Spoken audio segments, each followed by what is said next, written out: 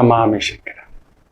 ಸದಾಶಿವ ಸಮಾರಂಭಂ ಶಂಕರಾಚಾರ್ಯ ಮಧ್ಯಮಾಂ ಅಸ್ಮದಾಚಾರ್ಯ ಪರ್ಯಂತಂ ವಂದೇ ಗುರು ಪರಂಪರಾಂ. ಶ್ರುತಿ ಸ್ಮೃತಿ ಪುರಾಣಾನಾಂ ಆಲಯಂ ಕರುಣಾಲಯಂ ನಮಾಮಿ ಭಗವತ್ಪಾದಂ ಶಂಕರಂ ಲೋಕಶಂಕರಂ. ನಾಡಿನ ಸಮಸ್ತ ವೀಕ್ಷಕ ಬಂಧುಗಳ ಪಾದಾರವಿಂದಗಳಿಗೆ ನನ್ನ ಶಿರಸಾಷ್ಟಾಂಗ ನಮಸ್ಕಾರಗಳು. ಎಲ್ಲರಿಗೂ ಶುಭೋದಯ. ಮಾತೃದೇವೋ ಭವ. ಬನ್ನಿ, ಈ ವಾರದ ಪಂಚಾಂಗ ಫಲ, ಗ್ರಹಗಳ ಸ್ಥಿತಿ ಗತಿ ನೋಡೋಣ. ತುಂಬ ವೇಗವಾಗಿ ಗ್ರಹಗಳ ಪರಿವರ್ತನೆ ಇದೆ. ಈ ಗುರುವಿನ ಬದಲಾವಣೆಯ ಸಂದರ್ಭದಲ್ಲಿ ರಾಹು ಹೊರಗಡೆ ಬರ್ತಾನೆ ಗುರುವಿನ ದೃಷ್ಟಿಯಿಂದ. ಅದರಲ್ಲಿ ವಿಶೇಷವಾಗಿ ರಾಹುಕೇತುಗಳು ಅಲ್ಲೇ ಇರ್ತಾರೆ. ಬುಧ ಮಿಥುನಕ್ಕೆ ಬರತಕ್ಕಂಥ ಒಂದು ಯೋಗ ಇದೆ. ವಿಶೇಷವಾಗಿ ಬುಧ ಶುಕ್ರ ಸಂಗಮ ಆಗತಕ್ಕಂಥದ್ದಾಗುತ್ತೆ. ಹಾಗೆಯೇ ಸೂರ್ಯ ಅಲ್ಲೇ ಇರ್ತಾನೆ ಹೆಚ್ಚು ಕಡಿಮೆ. ಕುಜ ಕೂಡ ಮೇಷದಲ್ಲೇ, ಸೂರ್ಯ ಅಲ್ಲೇ. ಶಕ್ತಿಕಾರಕ ಕುಜ ಮೇಷದಲ್ಲೇ ಇರೋದು ಒಳ್ಳೆಯದು. ಭರಣಿ ನಕ್ಷತ್ರ ಸಾರಕ್ಕೆ ಬರ್ತಾನೆ ಶುಕ್ರನ್ ಸಾರ. ಸೊ ಶುಕ್ರ ವಿಶೇಷವಾಗಿ ಬಂದು ಮಿಥುನದಲ್ಲಿ ಕುಳಿತಿರ್ತಕ್ಕಂಥ ಒಂದು ಭಾವ ಗುರುವಿನ ಸಾರದಲ್ಲಿ ಇದ್ದಾನೆ. So that is a very good combination. Surya ಆತ್ಮಕಾರಕ ಶುಕ್ರನ್ ಮನೆಯಲ್ಲಿರೋದ್ರಿಂದ ಭೋಗ ಚಿಂತನೆ, ಕಾಮ ಚಿಂತನೆ, ಸ್ಟೇಟಸ್ ಚಿಂತನೆ, ಆನಂದ ಚಿಂತನೆ, ಇವುಗಳಲ್ಲಿ ಮನುಷ್ಯ ಲೋಲುಪತೆ. ಆತ್ಮಕಾರಕ ಅಂತಕ್ಕಂಥದ್ದು. ಬುದ್ಧಿಕಾರಕ ಅಲ್ಲಿ ನೋಡಿ ಶುಕ್ರನ್ ಜೊತೆ ಸೇರ್ಕೋತಾನೆ. ವಿಪರೀತ ರಾಜಯೋಗ ಆಗುತ್ತೆ, ವಿಪರೀತ ಲಕ್ಷ್ಮಿ ಯೋಗ ಆಗುತ್ತೆ, ಲಕ್ಷ್ಮೀನಾರಾಯಣ ಯೋಗ ಆಗುತ್ತೆ, ಗುರುಚಾಂಡಾಳ ದೋಷ ಕೂಡ ಆಗುತ್ತೆ. ಗುರುವಿಗೂ ಬುಧನಿಗೂ ಆಗೋದಿಲ್ಲ. ಬಟ್ ಇನ್ನೆರಡು ದಿನದಲ್ಲಿ ಗುರು ಎದ್ದು ಹೊರಗಡೆ ಬಂದ್ಬಿಡ್ತಾರೆ, ಕಟಕಕ್ಕೆ ಬಂದ್ಬಿಡ್ತಾರೆ. So that is a beautiful. Budha Shukra Guru ಮೂವರು ಮಿಥುನದಲ್ಲಿದ್ದಾರೆ. ಬುಧನ ಮೂವ್ಮೆಂಟ್ ನಡೆದಿದೆ. ನಂತರ ಗುರು ಬಂದು ವಿಶೇಷವಾಗಿ ಕಟಕಕ್ಕೆ ಜಾರತಕ್ಕಂಥದ್ದಾಗುತ್ತೆ 2ನೇ ತಾರೀಕಿಗೆ, ಇದೇ ವಾರದಲ್ಲಿ. ಬೃಹಸ್ಪತಾಚಾರ್ಯರು, ಅದಕ್ಕೆ ಪಿಪ್ಪಲಾದ ಮಹರ್ಷಿಗಳನ್ನ ನೆನೆಸ್ಕೋಬೇಕು. ತುಂಬಾ ಶಕ್ತಿ ಅದರ ಬಗ್ಗೆ ಹೇಳ್ತಾನೆ. ಕೇತು ಯಥಾ ಪ್ರಕಾರವಾಗಿ ಕೇತು ನಕ್ಷತ್ರ ಆ ಆತ್ಮಕಾರಕನ ಮನೆಯಲ್ಲಿ, ಅಂದ್ರೆ ಅಧಿಕಾರಕಾರಕ. ಅಲ್ಲಿ ಕೇತು ಕುಳಿತಾಗ ಅಧಿಕಾರ ಪಡೆದಿರುವವರು ಪಡೆದಿರತಕ್ಕಂಥವರಿಗೆಲ್ಲ ಅಲ್ಲೊಂಥರ ಏನೋ ಒಂದು ಸಂಕಟ ತಂದಿಡ್ತಕ್ಕಂಥದ್ದಾಗುತ್ತೆ. ಬೇಕಿತ್ತ ಇದೆಲ್ಲ, ಇನ್ನೊಂದು ಆ ಗೊಂದಲ, ತಳಮಳ, ಸ್ಥಾನ ಬದಲಾವಣೆ, ದೊರೆಯ ಬದಲಾವಣೆ, ಇದೆಲ್ಲ ನಡೆದಿರ್ತಕ್ಕಂಥದ್ದಿದೆ. ಗುರುವಿನ ಬದಲಾವಣೆಯ ಜೊತೆ ನಿಮಗೆ ತಿಳಿಸ್ತಾನೆ. ಕರ್ನಾಟಕ ರಾಜ್ಯದ ಒಂದು ಗ್ರಹಗತಿ ಕೂಡ ನಿಮ್ ಜೊತೆ ಮಾತಾಡ್ತಾನೆ. ದೇಶದ ಗ್ರಹಗತಿ ಕೂಡ ಹೇಗಿದೆ, ನಮ್ಮ ರಾಜ್ಯದ ಮೇಲೆ ಈ ಗುರುವಿನ ಪ್ರಭಾವ ಹೇಗಿರುತ್ತೆ. ಒಂಟಿ ಗುರು ಅದು ಬೇರೆ, ಪುನರ್ವಸು ನಕ್ಷತ್ರ.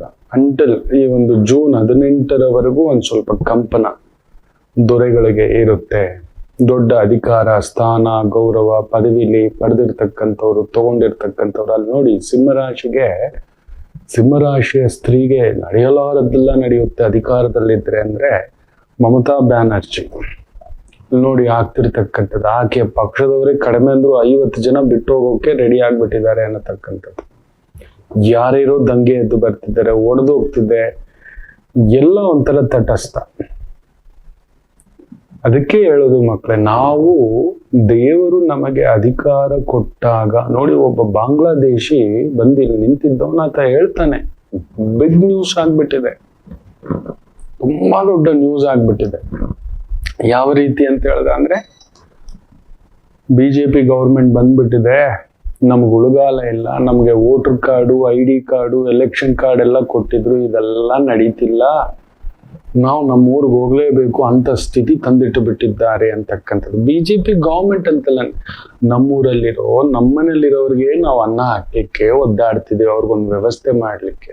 ಏನೋ ಇದ್ಕೊಳ್ಳಿ ಅಂತ ಬಂದ್ರೆ ಇದು ಹೇಗೆ ಅತಿಥಿಯೇ ನಮ್ಮ ಮೇಲೆ ದಂಡಯಾತ್ರೆ ಅನ್ನತಕ್ಕಂಥದ್ದು. ಆ ಅಮ್ಮ ಮಾಡಿಟ್ಟಿದ್ದ ಆ ಥರನೇ ಮಾಡಿದ್ದುಣ್ಣು ಮಹಾರಾಯ. ಉಪ್ಪು ತಿಂದವ ನೀರು ಕುಡಿಯಲೇಬೇಕು. ಅದಕ್ಕೆ ಹೇಳ್ತಿರ್ತಾನೆ, ಅಧಿಕಾರವಿದ್ದಾಗ, ಸ್ಥಾನ ಇದ್ದಾಗ, ಪದವಿ ಇದ್ದಾಗ ನಮಗೆ ದೇವರು ಕೊಟ್ಟು ಪರೀಕ್ಷಿಸ್ತಾನೆ. ಅಧಿಕಾರ ಕೊಡೋದು ನೀವ್ ಎಂಜಾಯ್ ಮಾಡೋಕ್ಕಲ್ಲ, ನಿಮ್ಮದು ಹುಚ್ಚು ತನ್ನದ ಒಂದು ಏನೋ ಒಂದು ಇನ್ಫ್ಲೂಯೆನ್ಸ್ ಮಾಡೋಕ್ಕಲ್ಲ, ಅದು ಜನಗಳಿಗೋಸ್ಕರ, ಜನರಿಗೋಸ್ಕರ ಅನ್ನತಕ್ಕಂಥದ್ದು. ಎಲ್ಲಿ ಇವತ್ತು ಎಷ್ಟು ಜನ ಅದನ್ನ ಮಾಡ್ತಿದ್ದಾರೆ. ಇವತ್ತು ಬಿಜೆಪಿ ಮೇಲೆ ಕುಂದಿರಿಸ್ತಿದ್ದಾನೆ ಆತ. ಬಾಂಗ್ಲಾದೇಶಿ ಬಂದು ನಮ್ಮೂರಲ್ಲಿ ಇತ್ಕೊಂಡು ಎಲ್ಲಾ ಸವಲತ್ತುಗಳು ಪಡ್ಕೊಂಡು ನಮ್ ದುಡ್ಡಪ್ಪ ಲಕ್ಷಾಂತರ ಜನ, ಕಡಿಮೆ ಅಂದ್ರು 20 ರಿಂದ 25 ಲಕ್ಷ ಜನ ನೆನ್ಪಿಟ್ಕೊಳ್ಳಿ. ಅವ್ರಿಗೆ ಏನೇನೋ ಈ ಒಂದು ಎಲೆಕ್ಷನ್ ಕಾರ್ಡ್ ಮಾಡಿಟ್ಕೊಂಡಿದ್ದಾರೆ, ವೋಟರ್ ಕಾರ್ಡ್ ಮಾಡಿಟ್ಕೊಂಡಿದ್ದಾರೆ, ಎಲ್ಲ ಆಧಾರ್ ಕಾರ್ಡ್ ಮಾಡಿಟ್ಕೊಂಡಿದ್ದಾರೆ. ಈಗ ರೈತರಿಗೆ ಕೊಡ್ಬೇಕಾಗಿರೋ ಒಂದು 6,000 ರೂಪಾಯಿ ಅದು ಹೋಗ್ತಿದೆ, ತಿಂಗಳಿಗೆ 2 ರಿಂದ 3,000 ರೂಪಾಯಿನೋ ಕೊಡ್ತಿದ್ದಾರೆ, ಬಸ್ ಫ್ರೀ ಕೊಡ್ತಿದ್ದಾರೆ. ಎಲ್ಲ ಇವರೊಂದು 25 ಲಕ್ಷ ಜನ, ಕಡಿಮೆ ಅಂದರು ಸರ್ಕಾರದ ಸವಲತ್ತುಗಳು, ಮನೆಗಳು, ಇನ್ನೊಂದು ಇದೆಲ್ಲ ತಗೊಂಡ ಅಂದ್ರೆ ಒಂದು 25 ಲಕ್ಷ ಜನ ಮಿನಿಮಮ್ ವರ್ಷಕ್ಕೆ 1 ಲಕ್ಷದ ಬೆನಿಫಿಟ್ಸ್ ಪಡಿತಿದ್ದಾರೆ. ಬೇಡ 10,000ನೇ ಇಟ್ಕೊಳ್ಳೋಣ ಮಕ್ಕಳು. ಎಷ್ಟು ಬಂತು ಅಂತ ಲೆಕ್ಕ ಹಾಕೊಳ್ಳಿ. 2.5 ಕೋಟಿ, 10 ರೂಪಾಯಿ ಅಂದ್ರೆ 100 ರೂಪಾಯಿ ಅಂತ ಹೇಳಿದ್ರೆ 25 ಕೋಟಿ, 250 ಕೋಟಿ, 2,500 ಕೋಟಿಯಷ್ಟು ಪ್ರತಿ ತಿಂಗಳು. ಅಂದ್ರೆ ಒಂದು 30,000 ಕೋಟಿ ನಮ್ ದುಡ್ಡು ಬೇರೆ ಬೇರೆ ರೀತಿಯ ಬೆನಿಫಿಟ್ಸು, ಕರೆಂಟ್ ಫ್ರೀ, ಅಕ್ಕಿ ಫ್ರೀ, ಜಾಗ ಫ್ರೀ, ನಿಮಗೆ ಈ ತರದ್ ಏನೇನೋ ಸವಲತ್ತುಗಳು, ಅದ್ರಲ್ಲಿ ಓಟಿಗೆ ಒಂದಿಷ್ಟು, ತಿನ್ನೋಕೊಂದಷ್ಟು, ನಮ್ಮ ಕೆಲ್ಸಗಳು ಕಿತ್ಕೊಂಡಿದ್ದಾರೆ. ನಿಮ್ಮೂರಲ್ಲಿ ಬದುಕೊಳ್ರಪ್ಪ, ನಮ್ಮೂರು ನಮ್ದು. ಸ್ವಲ್ಪ ಇಷ್ಟು ಯೋಚನೆ ಮಾಡಿ ನೋಡಿ. ವರ್ಷಕ್ಕೆ ಮಿನಿಮಮ್ ನಾನು 10,000 ರೂಪಾಯಿ ಅಂತ ಹೇಳಿದೆ ಅಂದ್ರೆ 30,000 ಕೋಟಿಯಷ್ಟು ಇಟ್ ಇಸ್ ಗೋಯಿಂಗ್ ಡೆಫಿಸಿಟ್ ಆಗ್ತಿದೆ.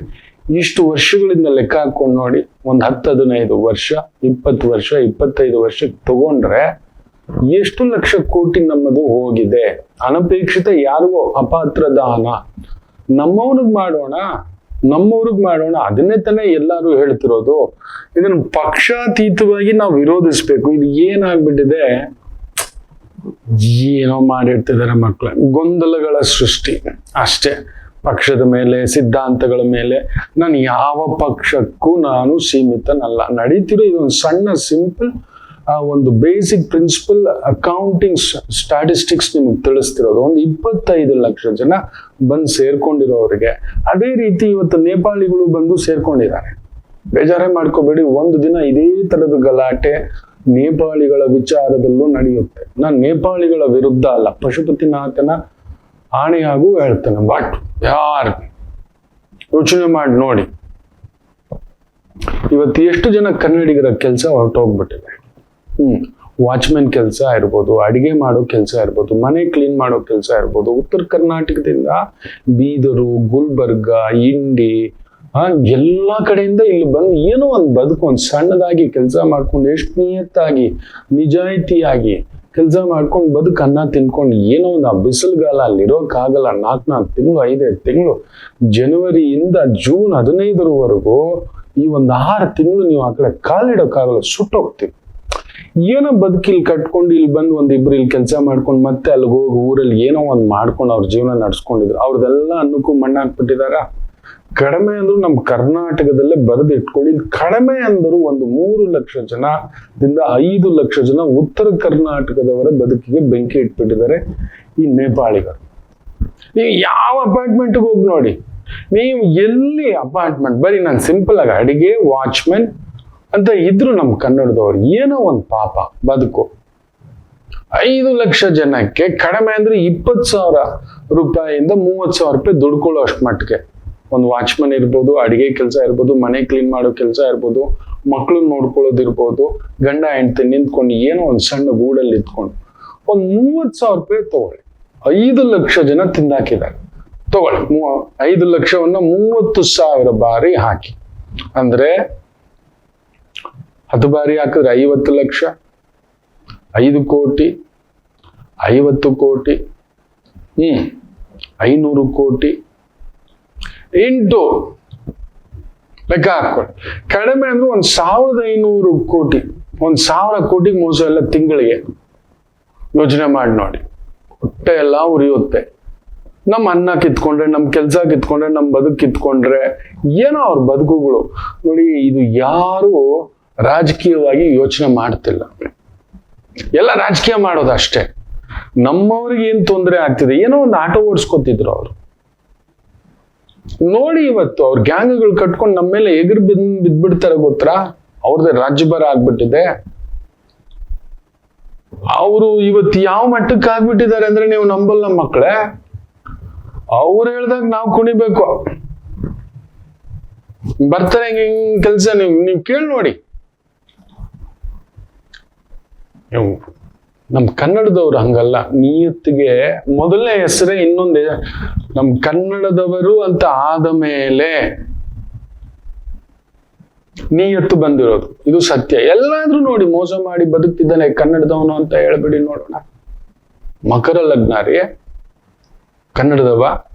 ಖಂಡಿತ ಇಲ್ಲ.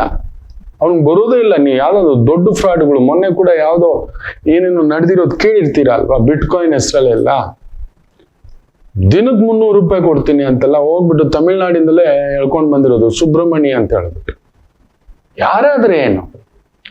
ಇದೆಲ್ಲ ಸೂಕ್ಷ್ಮವಾಗಿ ನೀವು ಗಮನಿಸ್ಕೊಳ್ಳಿಲ್ಲ, ನಾಳೆ ನಮ್ಮವರಿಗೆ ಸ್ಥಾನ ಇಲ್ಲ, ನಮ್ಮ ಕನ್ನಡದವ್ರಿಗಿಲ್ಲ, ನೀರಿಲ್ಲ. ನಮಗೆ ನೀರಿನ ವ್ಯವಸ್ಥೆಯಲ್ಲಿ ಕೊರತೆ, ಉದ್ಯೋಗಗಳ ವ್ಯವಸ್ಥೆಯಲ್ಲಿ ಇವತ್ತಿಗೂ ಕೂಡ ನೀವು ಯಾವುದೇ ಬ್ಯಾಂಕ್ಗಳಿಗೆ ಹೋಗಿ ನೋಡಿ, ನಮ್ಮ ಕನ್ನಡದವನ್ನ ನಾವು ರೆಡಿನೇ ಮಾಡಿಲ್ಲ. ಒಂದು ಬ್ಯಾಂಕಿಂಗ್ ಎಕ್ಸಾಮ್ಗಳಿಗೆ ತಯಾರಿ ಮಾಡೇ ಇಲ್ಲ ಯಾರು. ಸರ್ಕಾರ ಮಾಡ್ಬೇಕಿತ್ತು. ಯಾವ ಬ್ಯಾಂಕ್ಗೆ ಹೋದ್ರು ಇವ್ರ ಮನೆ ಬಂಗಾರ ಆಗೋಗ ಅವ್ನ್ ಬಂದ್ ಬೇರೆ ಭಾಷೆ ಕೂತಿರ್ತಾನೆ. ನಾವು ವಿರೋಧಿ ಅಲ್ಲ ಸ್ವಾಮಿ, ನಮಗೂ ಕೂಡ ಕೊಡಿ ಸ್ವಾಮಿ. ಇದನ್ನೆಲ್ಲ ತಿಳಿಸ್ಕೊಡ್ಬೇಕು. ಅದಕ್ಕೆ ಬೇಕಾದಂತ ಒಂದು ಕೋರ್ಸು, ಕೋಚಿಂಗು ತಿಳಿಸ್ಲೇ ಇಲ್ಲ. ನೀವು ಯಾವ ಬ್ಯಾಂಕ್ಗೆ ಹೋದ್ರು ಕೂಡ ಅಲ್ಲಿ ಬಂದು ಕೂತಿದ್ದಾರೆ ಬೇರೆಯವರು. ನಮ್ಮ ಭಾಷೆ ಅರ್ಥ ಆಗಲ್ಲ ಅವ್ರಿಗೆ, ನಮ್ಮ ನೋವು ಅರ್ಥ ಆಗಲ್ಲ, ನಮ್ಮ ಕಷ್ಟಗಳು ಅರ್ಥ ಆಗೋಲ್ಲ. ಇನ್ನು ಕಾರ್ಪೊರೇಟ್ಗಳ ವಿಚಾರ ತಗೋಬಿಟ್ರೆ ಅಂತೂ ಕೇಳಲೇಬೇಡಿ. ಇವತ್ತು ಬೆಂಗಳೂರಿನಲ್ಲಿ ಪಬ್ಬು ಕ್ಲಬ್ಬು ಇನ್ನೊಂದು ಆಗ್ಲಿಕ್ಕೆ ಕಾರಣ ಬೇರೆಯವ್ರು ಬಂದು ನಿಂತ್ಕೊಂಡು, ಕನ್ನಡದವ್ರು ಈ ತರ ಎಲ್ಲ ಹೋಗ್ಬಿಟ್ಟು ನಮ್ ಕನ್ನಡದವ್ರು ಈ ತರ ಖರ್ಚು ಮಾಡ್ಕೊಂಡು ದುಡ್ಡುಗಳು ಹಾಕೊಂಡು ಪಬ್ಬು ಕ್ಲಬ್ಬು ಡಿಸ್ಕೋತೇಕು ಮಧ್ಯರಾತ್ರಿನಲ್ಲಿ ಎಲ್ಲಾದ್ರೂ ಕೇಳಿದ್ರೆ ಇದೆಲ್ಲ ಅಭ್ಯಾಸಗಳು ನಮ್ಮ ಮಕ್ಳಿಗೂ ಕಲ್ಸಿಟ್ಬಿಟ್ಟಿದ್ದಾರೆ. ಹಂಗ್ ಮಾಡಿದ್ರೇನೆ ಜೀವನ. ಅಲ್ಲಿ ನೋಡಿ ಶುಕ್ರ ಬುಧನ್ ಜೊತೆಲಿ ಕುತ್ಕೊಂಡು ನೇನಾಗುತ್ತೆ. ಅದಕ್ಕೆ ಪಿಪ್ಪಲ್ ಟ್ರೀ.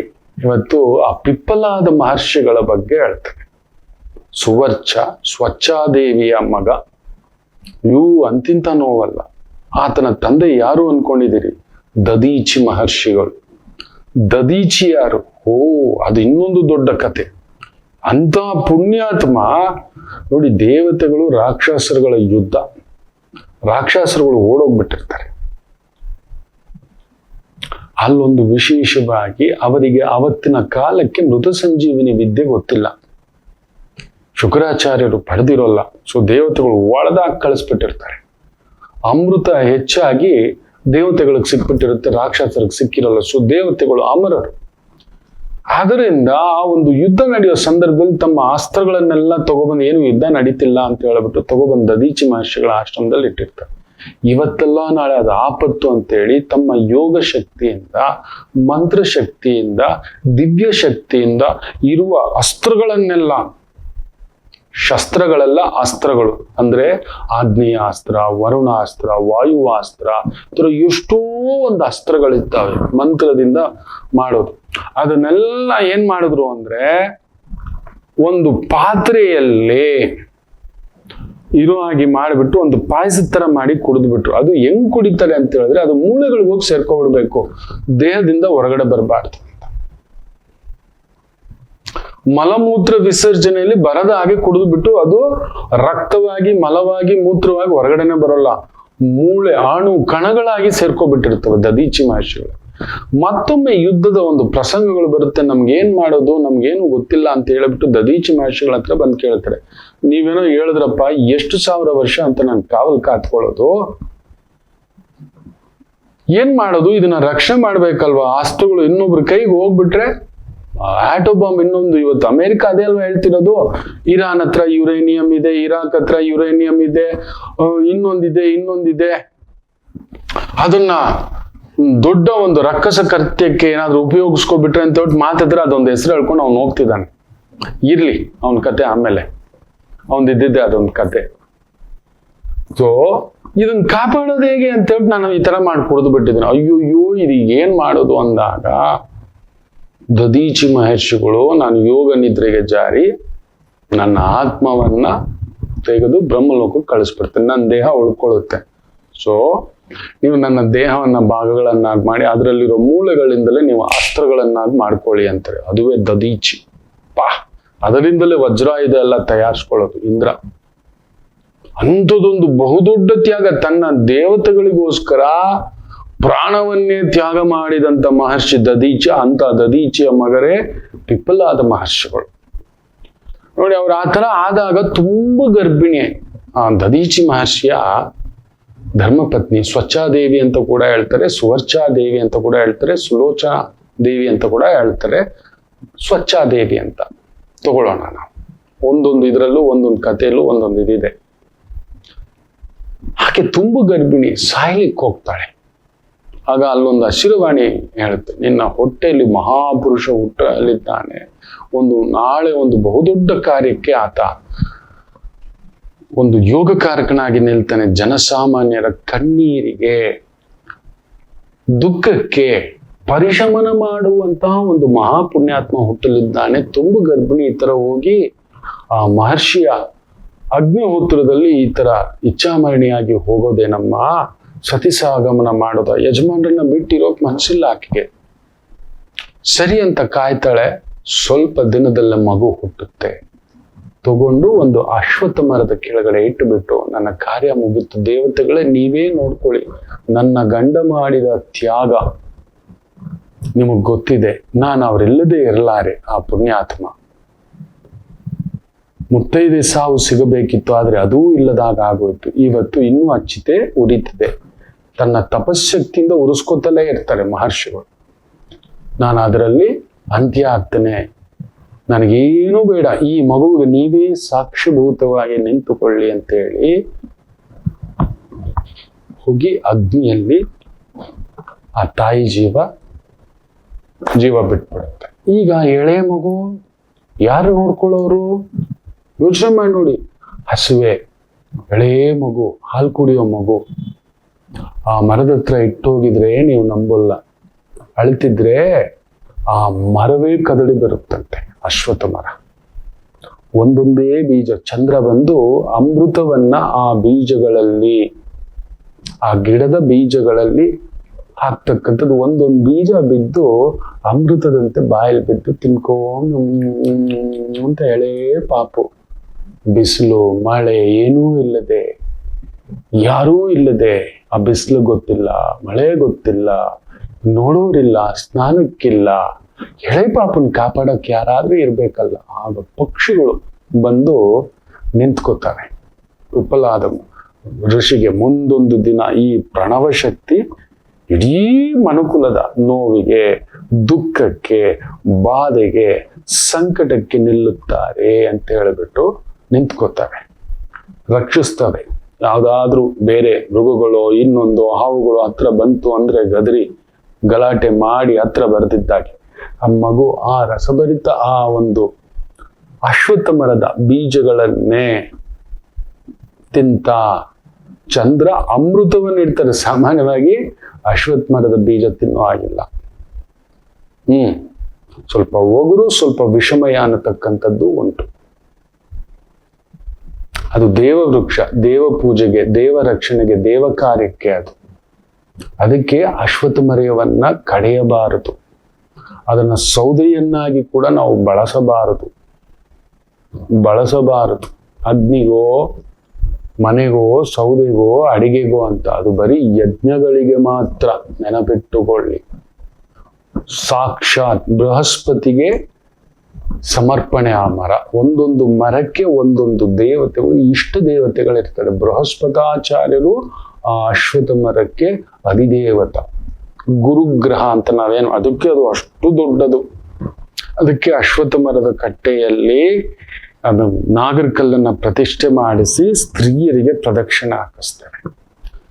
ಎಲ್ಲ ಮಕ್ಕಳನ್ನ ಆಡೋಕೆ ಜೋಕಾಲಿ ಎಲ್ಲ ಕಟ್ಟಿಸ್ತೇವೆ. ವಯಸ್ಸಾದವರು ಕೂಡ ಕೂತ್ಕೊಂಡು ಅಲ್ಲಿ ಮಾತುಕತೆ ಮಾಡ್ತಿರ್ತಾರೆ. ನ್ಯಾಯ ಪಂಚಾಯಿತಿ ಅಂತ ಮಾಡಬೇಕು ಅಂದರೆ ಅಶ್ವತ್ಥ ಮರ ಅದರ ಆ ಒಂದು ಬುಡದಲ್ಲಿ ಕುಳಿತು, ಇಲ್ಲ ಕಟ್ಟೆಯಲ್ಲಿ ಕುಳಿತು ನ್ಯಾಯ ಧರ್ಮ ಹೇಳ್ತಿದ್ರು. ಇವತ್ತೆಲ್ಲಿದೆಪ್ಪ ನ್ಯಾಯ ಧರ್ಮ? ಯಾವ ದೊರೆ ಬಂದು ಅಶ್ವತ್ಥ ಮರನ ಇಳಿಸ್ತಿದ್ರೆ ಕಡ್ದಾಕಿಸ್ತಿದ್ದಾರೆ.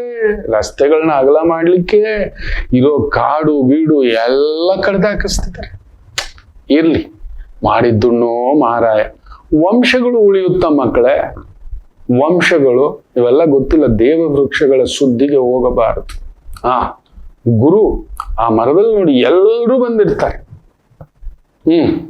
ನಾಗರಕಟ್ಟೆ ಸಮೇತ ರಾಹುವತ್ ಶನಿ ಕುಜವತ್ ಕೇತು, ಆ ಕುಜನ ಉಗ್ರತ್ವ ವ್ಯಗ್ರತ್ವ ತಣ್ಣಗಾಗಲಿಕ್ಕೆ ಅಲ್ಲಿಡ್ತಾರೆ ಪ್ರತಿಷ್ಠಾಪನೆ. ಸ್ತ್ರೀಯ ಗರ್ಭ ಬಿಸಿ, ಸ್ತ್ರೀಯ ದೇಹ ಬಿಸಿ, ಸೂರ್ಯನಾಡಿ ತುಂಬಾ ವಿಶೇಷವಾಗಿ ಪ್ರಜ್ವಲಿಸ್ತಿರುತ್ತೆ. ಅದಕ್ಕೆ ಎಲ್ಲಾ ಮದುವೆ ಆದ ಸ್ತ್ರೀಯರಿಗೂ ಎಡಗಡೆ ಒಂದು ಮೂಗುತಿ ಹಾಕಿಸ್ತಾರೆ.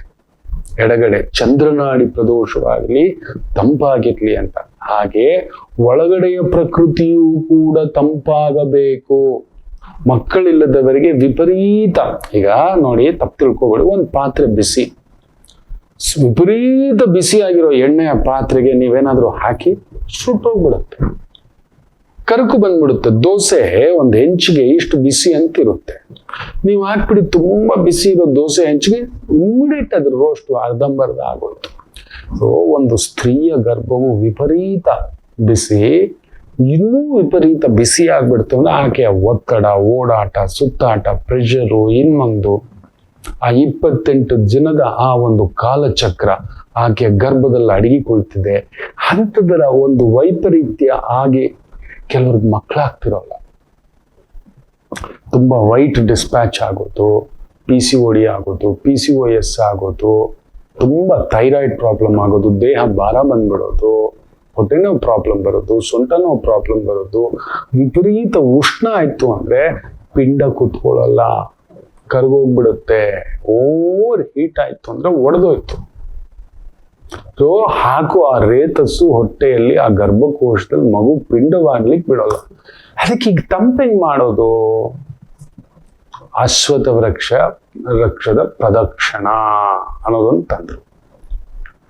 ಅಂತ ಒಂದು ಅಶ್ವತ್ಥ ವೃಕ್ಷಕ್ಕೆ ವಿಶೇಷವಾಗಿ ಪ್ರದಕ್ಷಿಣೆಯನ್ನ ಸ್ತ್ರೀಯರಿಗೆ ಅಲ್ಲೊಂದು ನಾಗರಕಲ್ಲಿಟ್ಟು ನಾಗರಕಲ್ ಪೂಜೆ ಮಾಡ್ಕೊಂಬ. ಕುಜ, ಸುಬ್ರಹ್ಮಣ್ಯ, ಸ್ಕಂದ, ಯಾವುದೇ ಒಂದು ಪಿಂಡ ಆ ಒಂದು ಸೃಷ್ಟಿಯಾಗ್ಲಿಕ್ಕೆ ಸುಬ್ರಹ್ಮಣ್ಯರ ಅನುಗ್ರಹವಿಲ್ಲದೆ, ಅದಕ್ಕೆ ಕುಜದೋಷ ನೋಡೋದು, ಮಾಂಗಲ್ಯ ದೋಷ ನೋಡೋದು, ಪುತ್ರ ದೋಷ ನೋಡೋದು, ಪಿಂಡ ದೋಷ ನೋಡೋದು. ಅದಕ್ಕೆ ಜಾತಕದಲ್ಲಿ ವೃಶ್ಚಿಕ ರಾಶಿ ಹೇಗಿದೆ ಅಂತ ನೋಡ್ತೀವಿ. ಸ್ತ್ರೀಯ ಗರ್ಭಕ್ಕೆ ದೋಷವಿದೆ ಅಂದ್ರೆ ವೃಶ್ಚಿಕ ರಾಶಿ ನೋಡ್ತೇವೆ. ಮುಖ್ಯವಾಗಿ ಪುತ್ರಕಾರಕ ಗುರುವನ್ನ ನೋಡ್ತೇವೆ ಹೇಗಿದೆ ಅಂತ. ನೇರವಾಗಿ ಮಗು ಇದೆಯಾ, ಪರೋಕ್ಷವಾಗಿ ಮಗು ಇದೆಯಾ, ಸುತ್ತಾಡಿಸಿ ಅಲದಾಡಿಸಿ ಪೂಜೆ ಆಗಿಸಿ, ಆಮೇಲೆ 2ನೇ ಮನೆ ನೋಡ್ತೇವೆ, 5ನೇ ಮನೆ ನೋಡ್ತೇವೆ, 11ನೇ ಮನೆ ನೋಡ್ತೇವೆ. ಇವೆಲ್ಲ ತುಂಬಾ ಇದೆ. ಸೊ ಆ ತಾಯಂದ್ರಿಗೆ ಹಂಗ ಆಗ್ಬಿಟ್ಟಿರುತ್ತೆ.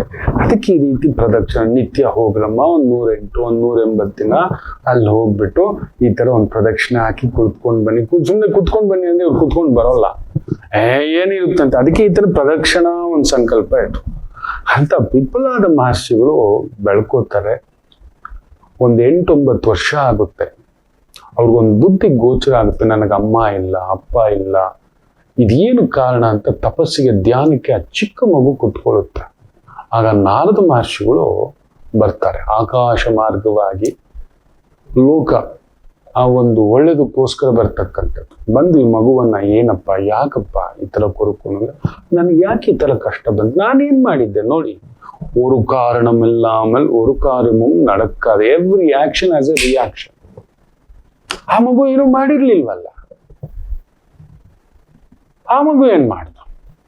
ತಾಯಿ ಇಲ್ಲದೆ ತುಂಬು ಗರ್ಭಿಣಿ ಆಗ್ತಾನೆ ಹುಟ್ಟಿದ ಮಗುನ ಇಟ್ಬಿಟ್ಟು ಒಂದು ಚೂರು ಮಮಕಾರವೇ ಇಲ್ಲದೆ ನನಗ್ ಬೇಡ, ನಾನು ಸತ್ತೋಗ್ತಾನೆ ಅಂತ ಹೊರಟೋದ್ರೆ ಆ ಮಗು ಗತಿ ಯಾರು? ಯೋಚನೆ ಮಾಡಿ ನೋಡಿ. ಅವತ್ತು ಕುಂತಿ ಆ ತರ ನೆನ್ಸ್ಕೊಬಿಟ್ಟಿದ್ರೆ ಆ ಮಕ್ಕಳು ಪಾಂಡವರ ಗತಿ ಏನಾಗ್ತಿತ್ತು? ಯೋಚನೆ ಮಾಡಿ ನೋಡಿ, ಹೌದಲ್ವಾ? ಇದೆಲ್ಲವೂ ಇದೆ. ಸೊ ಆ ಮಗುವಿನಲ್ಲಿ ಚೈತನ್ಯ ತುಂಬಿಸ್ಲಿಕ್ಕೆ ನೋಡಪ್ಪ ಒಂದು ಕರ್ಮ ಅನ್ನೋದಿದೆ. ಸೊ ಆ ಕರ್ಮ ಸಿದ್ಧಾಂತದಿಂದ ನಿನಗೆ ಈ ತರದ್ದಾಯ್ತು. ಸಾಡೆ ಸಾತಿ ಜನ್ಮ ಶನಿ ನಿನಗೆ. ಅದರಿಂದ ಜನ್ಮ ಶನಿಯಲ್ಲಿ ಹುಟ್ಟಿರೋದ್ರಿಂದ ನಿನಗೆ ಈ ರೀತಿ ಆಗಿದೆ. ಭಾರ ಹುಟ್ಟಿದಾಗ್ಲೇ ನೀನು ಈ ತರ ಕಳ್ಕೋಬೇಕು, ನೀನು ಒಬ್ಬನೇ ಒದ್ದಾಡ್ಕೊಂಡು ಬೆಳಿಬೇಕು ಅನ್ನೋ ಒಂದು ಭಾರ ಇಟ್ಟು ಬಿಡ್ತು. ಜನ್ಮ ಶನಿ ಯಾರದು? ಶನಿ ಕರ್ಮ ಫಲದ ಆತಪ್ಪ. ಏನಾತನ ಕೆಲಸ? ಅದನಿಗೆ ಇದೇ ಕೆಲಸ. ಅವ್ರವ್ರ ಕರ್ಮಕ್ಕೆ ತಕ್ಕಂತೆ ಬಂದು ಅವ್ರಿಗೆ ಭಾರ ಕೊಡಬೇಕು, ಗೊತ್ತಾಗ್ಬೇಕು, ಸತ್ಯದ ಒಳ ಸತ್ಯದ ಅರಿವು ಆಗಬೇಕು. ನಾನು ಯಾರು, ನಾನು ಬಂದ ಉದ್ದೇಶವೇನು, ಈ ರೀತಿ ಅಂತ. ತಪ್ಪಲ್ವಾ ನನ್ನಂತ ಎಳೆ ಮಗು ಮೇಲೆ ಈ ತರ ಮಾಡಿತ್ತು ಅಂತ. ನಾರದ್ರಿಗೂ ದಿಕ್ಕು ತೋಚಲ್ಲ. ಮಗು ಕೇಳೋ ಪಿಪಲಾದ ಕೇಳೋ ಆ ಮಗು, ಅಯ್ಯೋ ನೀನು ಶನಿನೇ ಕೇಳ್ಬೇಕಪ್ಪ. ಕೇಳೋದೇನೋ, ನಾನ್ ಬಿಡೋದೇ ಇಲ್ಲ.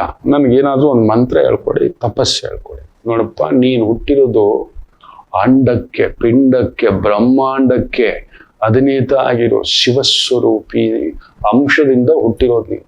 ದದೀಚಿ ಮಹರ್ಷಿಗಳ ಆ ಮಹಾಮುನಿ ಮಾಡಿರೋ ತ್ಯಾಗ ದೊಡ್ಡದು. ಅದಕ್ಕೆ ಶಿವನೇ ಒಂದು ಅಂಶದಲ್ಲಿ ದದೀಚಿ ಮಹರ್ಷಿಗಳ ಮಗನಾಗಿ ಹುಟ್ಟು ಬಂದಿರೋದು. ನೀನು ಶಿವನನ್ನೇ ಕುರಿತು ತಪಸ್ಸು ಮಾಡು. ಸರಿ ಆಯ್ತು. ಪಿಪಲಾದ ಮಹರ್ಷಿ ಎಲ್ಲ ಇನ್ನೂ ಬಾಲಕ, ತಗೋ ಕುಳಿತುಕೋಬಿಟ್ರು. ಘೋರಾತಿಘೋರ ತಪಸ್ಸು. ಗೊದ್ದು ಪರಶಿವ, ಏನು ಬೇಕು ಅಂತ. ನಾನು ಏನು ನೋಡುತ್ತೇನೋ ಅದು ಸುಟ್ಟು ಹೋಗಬೇಕು ಅಂತ. ಯಾಕಪ್ಪ ಇದು? ಇಲ್ಲ, ನನಗೆ ನೋವಾಗಿದೆ. ಒಂದು ಮಗುವಾಗಿ ನಾನು ಅಪ್ಪನ ಖುಷಿ ನೋಡ್ಲಿಲ್ಲ, ಅಮ್ಮನ ಖುಷಿ ನೋಡ್ಲಿಲ್ಲ, ಅಮ್ಮನ ಮಡಿ ನೋಡ್ಲಿಲ್ಲ, ಅಮ್ಮನ ಜೊತೆ ಹಾಲು ಕುಡಿಲಿಲ್ಲ, ಅಮ್ಮನ ಜೊತೆ ಜೋಚ ಮಾಡ್ಲಿಲ್ಲ, ಅಮ್ಮನ ಜೊತೆ ಉಯ್ಯಾಲೆ ಆಡ್ಲಿಲ್ಲ. ನಾನೇನ್ ಮಾಡಿದ್ದೆ? ಕರ್ಮಫಲದಾತ ಅಂತೆ ನನ್ನ. ಇಷ್ಟು ಚಿಕ್ಕ ವಯಸ್ಸಿನ ಮಗುಗೆ ಇಷ್ಟು ನೋವು ಕೊಡ್ಬೇಕಾ? ಯಾರು ಕೊಟ್ರು ಆ ಕರ್ಮಫಲದಾತನಿಗೆ ಇಷ್ಟು ದೊಡ್ಡ ಅಧಿಕಾರ? ಯಾರಿಗ್ ನೋವು ಕೊಡ್ಬೇಕು, ಎಷ್ಟು ನೋವು ಕೊಡ್ಬೇಕು ಅನ್ನೋ ಒಂದು ಲೆಕ್ಕ ಇಲ್ವಾ? ಅದಕ್ಕೊಂದು ಲೆಕ್ಕ ಇಲ್ವಾ ಮಕ್ಕಳ ಮೇಲೆ? ಹಾಗಾದ್ರೆ ಎಲ್ಲಾ ಮಕ್ಕಳು ಲೋಕದಲ್ಲಿ ಏನಾಗ್ಬೇಕು? ಅಪ್ಪ ಅಮ್ಮ ಎಲ್ದು ಬಿಟ್ಟ ಇಲ್ಲದಾದರೆ. ಅದಕ್ಕೆ ನೋಡಿ ಹೇಳ್ತಾರೆ ಒಂದು ಮಾತು, ನೆನಪಿಟ್ಟುಕೊಳ್ಳಿ ಮಕ್ಕಳ, ಬರೆದಿಟ್ಕೊಳ್ಳಿ. ಜಗತ್ತಿನಲ್ಲಿಯೇ ಎಲ್ಲಾ ಮಕ್ಕಳಿಗೂ, ಎಲ್ಲ ಪುಟ್ಟ ಮಕ್ಕಳಿಗೆ ಇವತ್ತು ಕಲಿಗಾಲ ಬಿಡಿ, ಮಕ್ಕಳನ್ನ ಫುಟ್ಪಾತ್ ಅಲ್ಲೂ ಹಾಕ್ಬಿಡ್ತಾರೆ. ಮಕ್ಕಳಿಗೋಸ್ಕರ, ಇದು ಪ್ರಿಯತಮನಿಗೋಸ್ಕರ, ಇನ್ನೊಂದಕ್ಕೋಸ್ಕರ, ದೇಹ ವಾಂಚನೆಗೋಸ್ಕರ ಮಗುನು ಸಾಯಿಸುವಷ್ಟು ಮಟ್ಟಕ್ಕೆ ಬಂದ್ಬಿಟ್ಟಿದ್ದಾರೆ.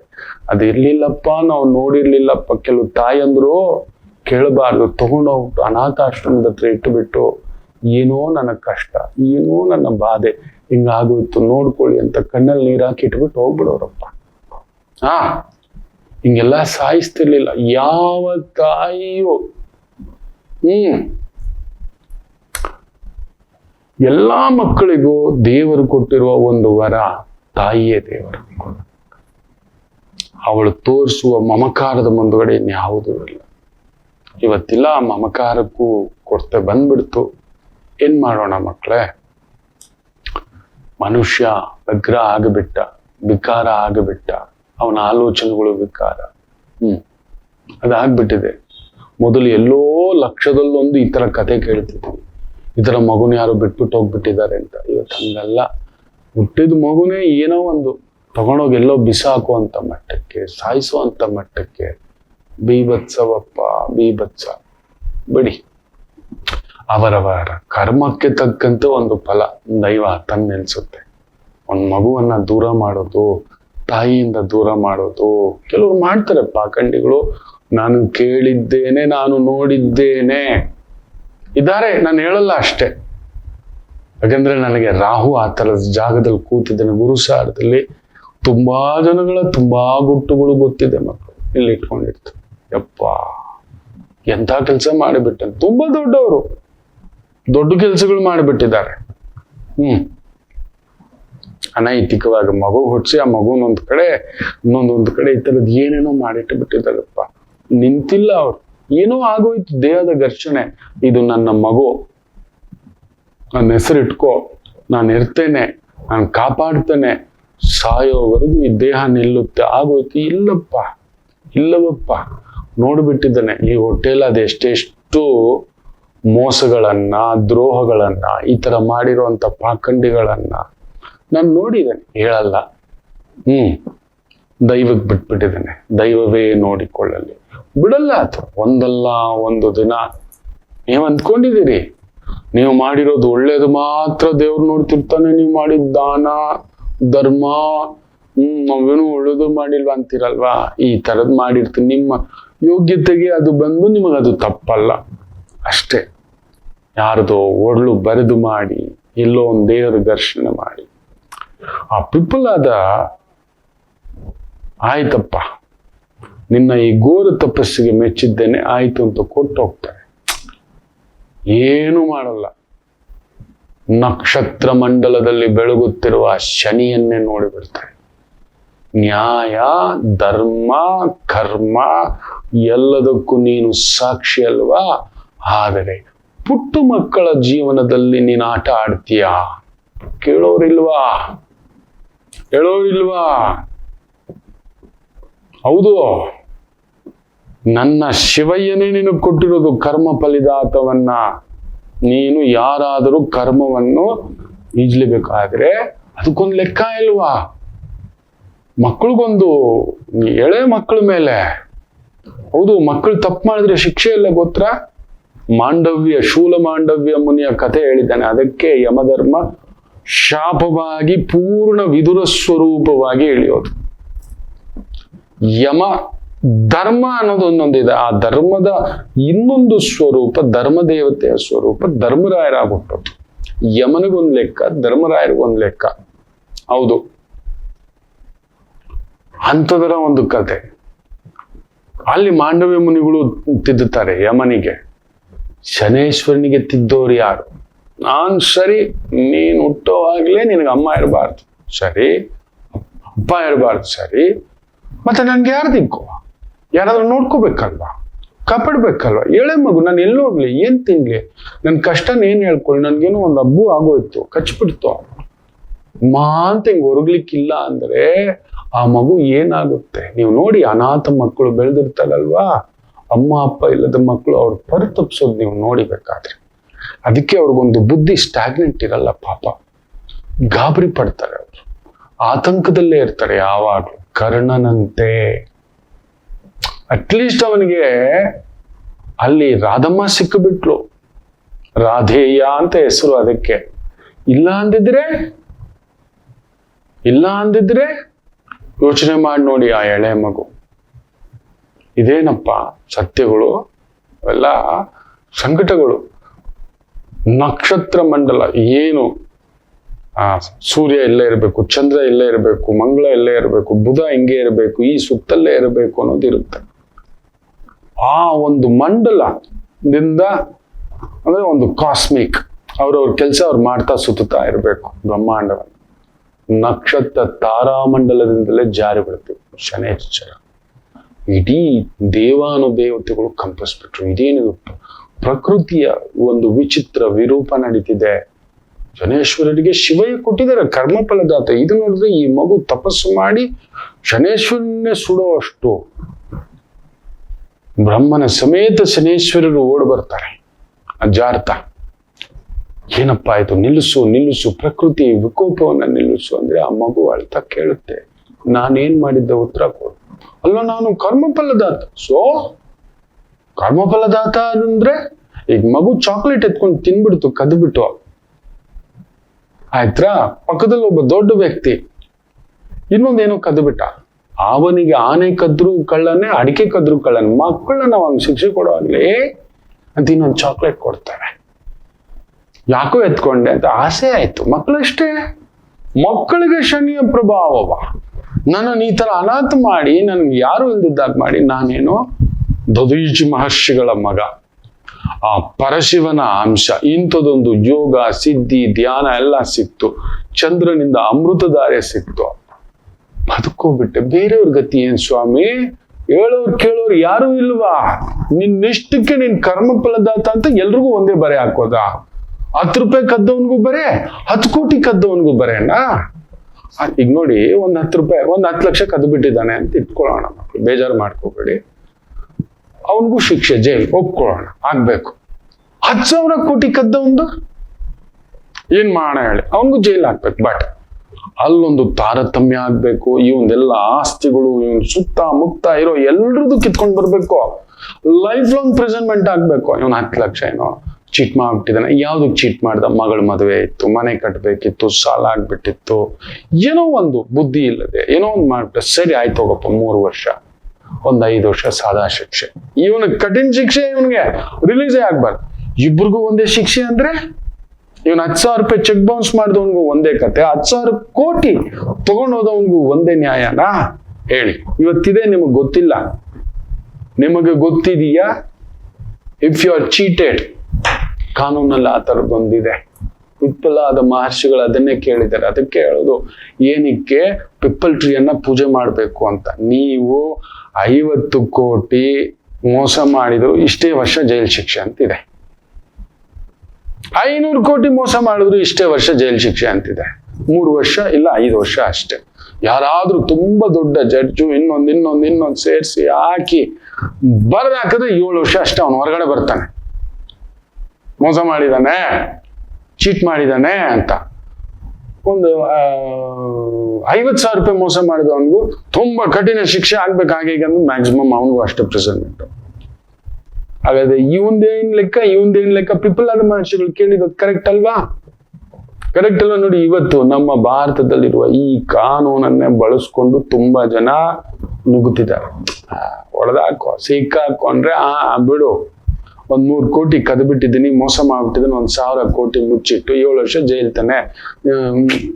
ಈ ಶಶಿಕಲಾ ಇವರೆಲ್ಲ ಮಾಡ್ತಿದ್ರಲ್ವಾ, ಹೊರಗಡೆ ಬಂದು ಶಾಪಿಂಗ್ ಮಾಡ್ಕೊಂಡು ಹೋಗೋಷ್ಟು ಮಟ್ಟಕ್ಕೆ ಜೈಲಲ್ಲಿ ಇದ್ರು. ಯೋಚನೆ ಮಾಡಿ ನೋಡಿ. ಈಗ ಯಾರೋ ರಾಮ್ ರಹೀಮೋ ಯಾವುದೋ ಒಂದು ಗುರೂಜಿ ಮತ್ತೆ ಪೆರೋಲ್ ಕೊಟ್ಟಿದ್ದಾರೆ, 16ನೇ ಬಾರಿ ಪೆರೋಲ್. ಏನ್ರಿ, ಅವ್ನಿಗೇನಾದ್ರು ಬರಬಾರ್ದು ಕಾಯಿಲೆ ಇದೆ, ಅವ್ನಿಗೇನಾದ್ರು ಫ್ಯಾಮಿಲಿ ಇದೆ, ಯಾರಿದ್ದಾರೆ? ಯಾಕೆ ಹೇಳಿ? ಅವನೊಂದು ದೊಡ್ಡ ಧರ್ಮಗುರು. ಅವನ ಹಿಂದ್ಗಡೆ ಕಡಿಮೆ ಅಂದ್ರು 1 ಕೋಟಿ ಜನಗಳ ಒಂದು ಬ್ಯಾಲೆನ್ಸ್ ಇದೆ, ಬ್ಯಾಂಕ್ ಬ್ಯಾಲೆನ್ಸ್ ತರ ಬೇಕು ವೋಟ್ ಬ್ಯಾಂಕ್ಗೆ. ಇವೆಲ್ಲ ನಡೀತವೆ. ಸತ್ಯ ಅದೇ. ಗುರು ಬರ್ತಿದ್ದಲ್ವಾ, ಪಿಪ್ಪಲಾದ ಮಹರ್ಷಿಗಳು ಸತ್ಯ ಹೇಳ್ತಿದ್ದೇನೆ ಅಷ್ಟೇ.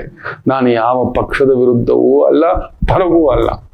ತಪ್ಪು ತಪ್ಪೆ, ಸತ್ಯ ಸತ್ಯವೇ, ಕಹಿಯಾಗೇ ಇರುತ್ತೆ. ಅದು ಯಾರಾದರೂ ಸರಿಯೇ. ಅದನ್ನೇ ಕೇಳಲಿಕ್ಕೆ ಆ ಪಿಪ್ಪಲಾದ ಮಹರ್ಷಿಗಳು ತಪಸ್ಸು ಮಾಡಿ ಪಡೆದಂತಹ ಶಕ್ತಿಯನ್ನ ಪ್ರಯೋಗ. ಅದೇ ಶನೇಶ್ವರ ಹೇಳ್ತಾನೆ, ನಾನೇನಪ್ಪ ಮಾಡ್ಲಿ, ಕರ್ಮ ಹಂಗಿತ್ತು ಹಂಗ್ ಮಾಡ್ದೆ. ಇಲ್ಲ, ನೀನು ಇಲ್ಲ, ಸುಟ್ಟೋಗು ಅಂತಾರೆ. ಅಯ್ಯೋಯ್ಯೋ, ಈಗೇನ್ ಮಾಡ್ಲಿ ಅಂದ್ರೆ ಹಾಗಾದ್ರೆ ವರ ಕೊಡು. ಏನು? 12 ವರ್ಷದ ಮಕ್ಕಳವರೆಗೂ ನಿನ್ನ ಸಾಡೆ ಸಾತಿ ಜನ್ಮ ಶನಿ. ಇದು ಯಾವುದು ತಟ್ಟಬಾರ್ದು ಮಕ್ಕಳಿಗೆ. ಇದು ಯಾವುದು ಪಂಚಮ ಶನಿ ಆಗಲಿ, ಅರ್ಧಾಷ್ಟಮ ಶನಿ ಆಗಲಿ ತಟ್ಟಬಾರದು. ನನ್ನ ಪ್ರಭು ರಾಮಚಂದ್ರರು ಹುಟ್ಟುವಾಗ ಅರ್ಧಾಷ್ಟಮ ಶನಿಯೇ. ಪರಿಪೂರ್ಣವಾಗಿ 4ನೇ ಮನೆಯಲ್ಲಿ ಶನಿ ಉಚ್ಚಂಗತ, ಅರ್ಧಾಷ್ಟಮ ಶನಿ ಅದು. ಅದಕ್ಕೆ ಜೈಲಿನಂತೆ ಜೀವನ. ಪುಣ್ಯಾತ್ಮ ಬದುಕಿದ್ದಷ್ಟು ದಿನವೂ ಅದೊಂದು ಹೇಳಬಾರದು. ಜೈಲಿನಲ್ಲಿ ಇರೋ ತರನೇ ಹೆಂಡತಿ ಜೊತೆಲಿ ಸುಖವಾಗಿದ್ನಾ, ಮಕ್ಕಳ ಜೊತೆಲಿ ಸುಖವಾಗಿದ್ನಾ. ನನ್ನ ಪುರಂದರ ಬಾಧಕ ಶನಿ ನನ್ನ ಪರಂಧಾಮ ಶ್ರೀಕೃಷ್ಣನಿಗೆ 7ನೇ ಮನೆಯಲ್ಲಿ ಹುಟ್ಟಿದಾಗ ಜೈಲಲ್ಲಿ ಹುಟ್ಟಿದ್ನಲ್ಲಪ್ಪ ಪುಣ್ಯಾತ್ಮ. ಆದ್ರೆ ತಾಯಿ ಹತ್ರ ಬೆಳೆದ ಯಶೋದಮ್ಮನ ಅದೊಂದು ವರ ಇತ್ತು. ಹಾಡ್ಕೊಂಡ್ ಪಾಡ್ಕೊಂಡ್ ಕುಣ್ಕೊಂಡ್ ಏನಾದ್ರೂ ಆ ಒಂದು ಬಾಧಕ ಶನಿಯ ಪ್ರಭಾವ ಆಯ್ತಾ, ಮದುವೆ ಕಾಲಕ್ಕಾಯ್ತು. ಇವ್ರಿಗೂ ಅಷ್ಟೇ, ವನವಾಸಕ್ಕೆ ಹೋದಾಗ ಲಾಸ್ಟ್ 6 ತಿಂಗಳಲ್ಲಿ ಆ ಟ್ರಾನ್ಸ್ಫಾರ್ಮೇಶನ್ ಕೊಡ್ತು, ಬಾಧೆ ಕೊಡ್ತು ನನ್ನ ಪ್ರಭು ರಾಮಚಂದ್ರರಿಗೆ. ಸೊ ಇದನ್ನೇ ಪಿಪ್ಪಲಾದ ಮಹರ್ಷಿಗಳು ಕೇಳೋದು. 12 ವರ್ಷದ ಮಕ್ಕಳಿಗೆ ಆಗುವವರೆಗೂ ಯಾರಿಗೂ ನಿನ್ನ ಸಾಡೆ ಸಾತಿ, ನಿನ್ನ ಅಷ್ಟಮ ಶನಿ, ನಿನ್ನ ಶನಿ ಪ್ರಭಾವ ಇರಬಾರದು, ಆ ವರ ಕೊಡು ಅಂದ್ರು. ಆಯ್ತಪ್ಪ, ಆಯ್ತು. 12 ವರ್ಷದ ಮಕ್ಕಳಿರುವವರೆಗೂ ಅವರಿಗೆ ನಾವೇನು ಮಾಡಲ್ಲ, ನನ್ ತೊಂದರೆ ಇರೋಲ್ಲ, ಇನ್ನು ಆನಂದವಾಗಿ. ಅವ್ರಿಗೆ ಆ ಕಷ್ಟನೇ ಗೊತ್ತಾಗಲ್ಲ. ನೋಡಿ, ತುಂಬಾ ಜನ ನಾವು ಬಡತನದಲ್ಲಿ ಬೆಳೆದಿದ್ರು, ಬಡತನ ತುಂಬಾ ಸುಖವಾಗಿರುತ್ತೆ, ಬಡತನ ತುಂಬಾ ಆನಂದ ಇರುತ್ತೆ. ಒಂದೇ ರಗ್ಗಲ್ ಮಲ್ಕೋತೀವಿ, ಒಂದೇ ಜಡ್ಡಿ ಹಾಕೋತೀವಿ, ಒಂದೇ ಬಕೆಟಲ್ಲಿ ಆಡ್ಕೊಂಡು, ಒಂದೇ ತಟ್ಟಲ್ಲಿ ತಿನ್ಕೊಂಡು, ನಮ್ಗೇನು ಗೊತ್ತಾಗಲ್ಲ. ಕಾರಣ ಪಿಪ್ಪಲಾದ ಮಹರ್ಷಿಗಳು ಮಾಡಿದಂತ ತಪಸ್ಸು. ಆವತ್ತಿಗೆ ಪಿಪ್ಪಲಾದ ಮಹರ್ಷಿ ಅಂತ ಹೆಸರು ಬಂದಿತ್ತು, ಪಿಪ್ಪಲಾದ. ಇನ್ನೂ ಒಂದು ವರ ಕೇಳ್ತಾರೆ. ಆ ಸಂಕಟಗಳು, ನಿನ್ನ ಸಂಕಟ ವಿಪರೀತವಾದಾಗ ಏನು ಮಾಡಬೇಕು ಅಂದ್ರೆ, ಈ ನಾನು ಕುಳಿತು ಪ್ರಾರ್ಥನೆ ತಪಸ್ಸು ಮಾಡಿದ, ನಾನು ಹುಟ್ಟಿ ಬೆಳೆದ ಈ ಒಂದು ಪಿಪ್ಪಲ್ ಟ್ರೀ, ಅಶ್ವತ್ಥ ವೃಕ್ಷಕ್ಕೆ, ಅರಳಿ ವೃಕ್ಷಕ್ಕೆ ಪ್ರದಕ್ಷಿಣೆ ಹಾಕಬೇಕು.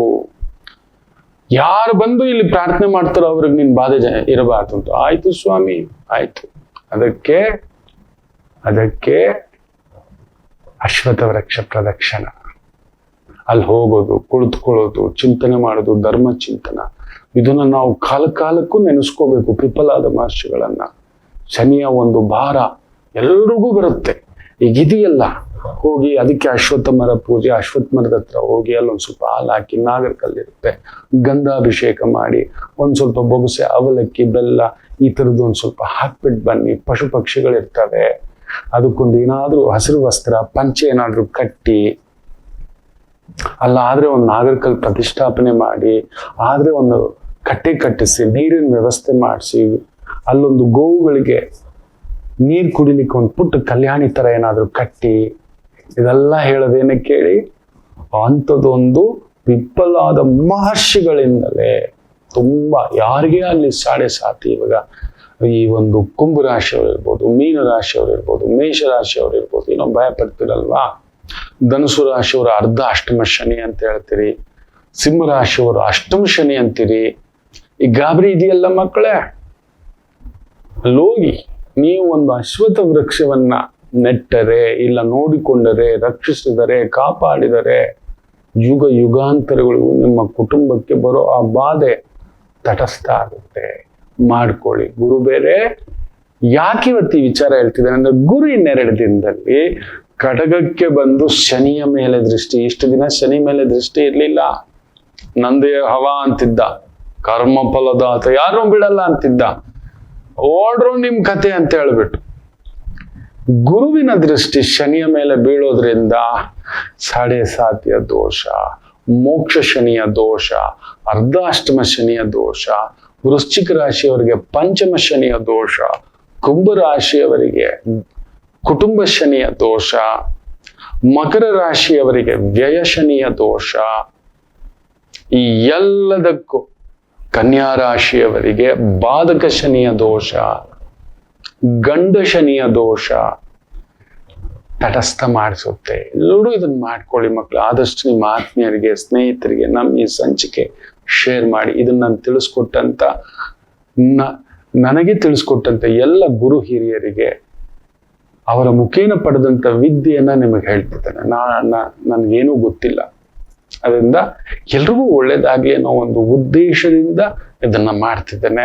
ದಯಮಾಡಿ ಶೇರ್ ಮಾಡಿ. ಹೊಸದಾಗಿ ನೋಡ್ತಿರೋರು ಅಲ್ಲೊಂದು ಬೆಲ್ ಬಟನ್ ಇದೆ, ಸಬ್ಸ್ಕ್ರೈಬ್ ಆಗಿ ಅಂತ ಕೇಳ್ಕೊಳ್ತಾ, ಈ ವಾರದ ಭವಿಷ್ಯಕ್ಕೆ ಒಂದು ಪುಟ್ಟ ವಿರಾಮ ತಗೊಂಡು ವಾಪಸ್ ಬರೋಣ. ಮಾತೃದೇವೋ ಭವ. ನಮಾಮಿ ಶಂಕರ. ಕಟಕ ರಾಶಿಗೆ ಯಾವಾಗಲೂ ಕುಟುಕ್ತಲೇ ಇರುತ್ತೆ ಜೀವನ. ಒಂದ ಸಂಗಾತಿ ಇಲ್ಲ ಮಕ್ಕಳು. ಹಾಗೆ ಮೀನ ರಾಶಿಯವರಿಗೆ ಒಂದು ತಂದೆ ಇಲ್ಲ ತಾಯಿ, ಇವರಿಂದ ದೂರ ಇರ್ತೀರಿ, ಇಲ್ಲ ಹತ್ರಕ್ಕೆ ಹೋದಷ್ಟು ನೋವು ತಿಂತೀರಿ. ಅನುರಾಧ ನಕ್ಷತ್ರಕ್ಕೆ ಯಾವಾಗಲೂ ಅನುರಾಧ ದೋಷವೇ.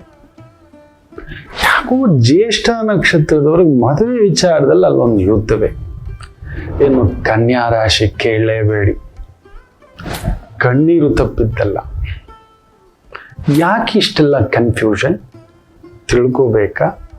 ಫೋನಿನ ಮುಖಾಂತರವೇ ನಿಮ್ಮ ಸಮಸ್ಯೆಗಳಿಗೆ ನಾವು ನಿಮ್ಮ ಜೊತೆ ಇದ್ದು ಪರಿಹಾರ ಕೊಡ್ತೇನೆ.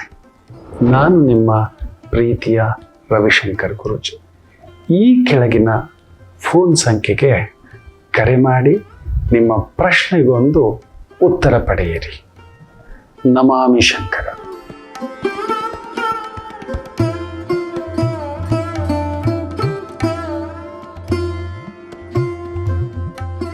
ನಮಾಮಿ ಶಂಕರ.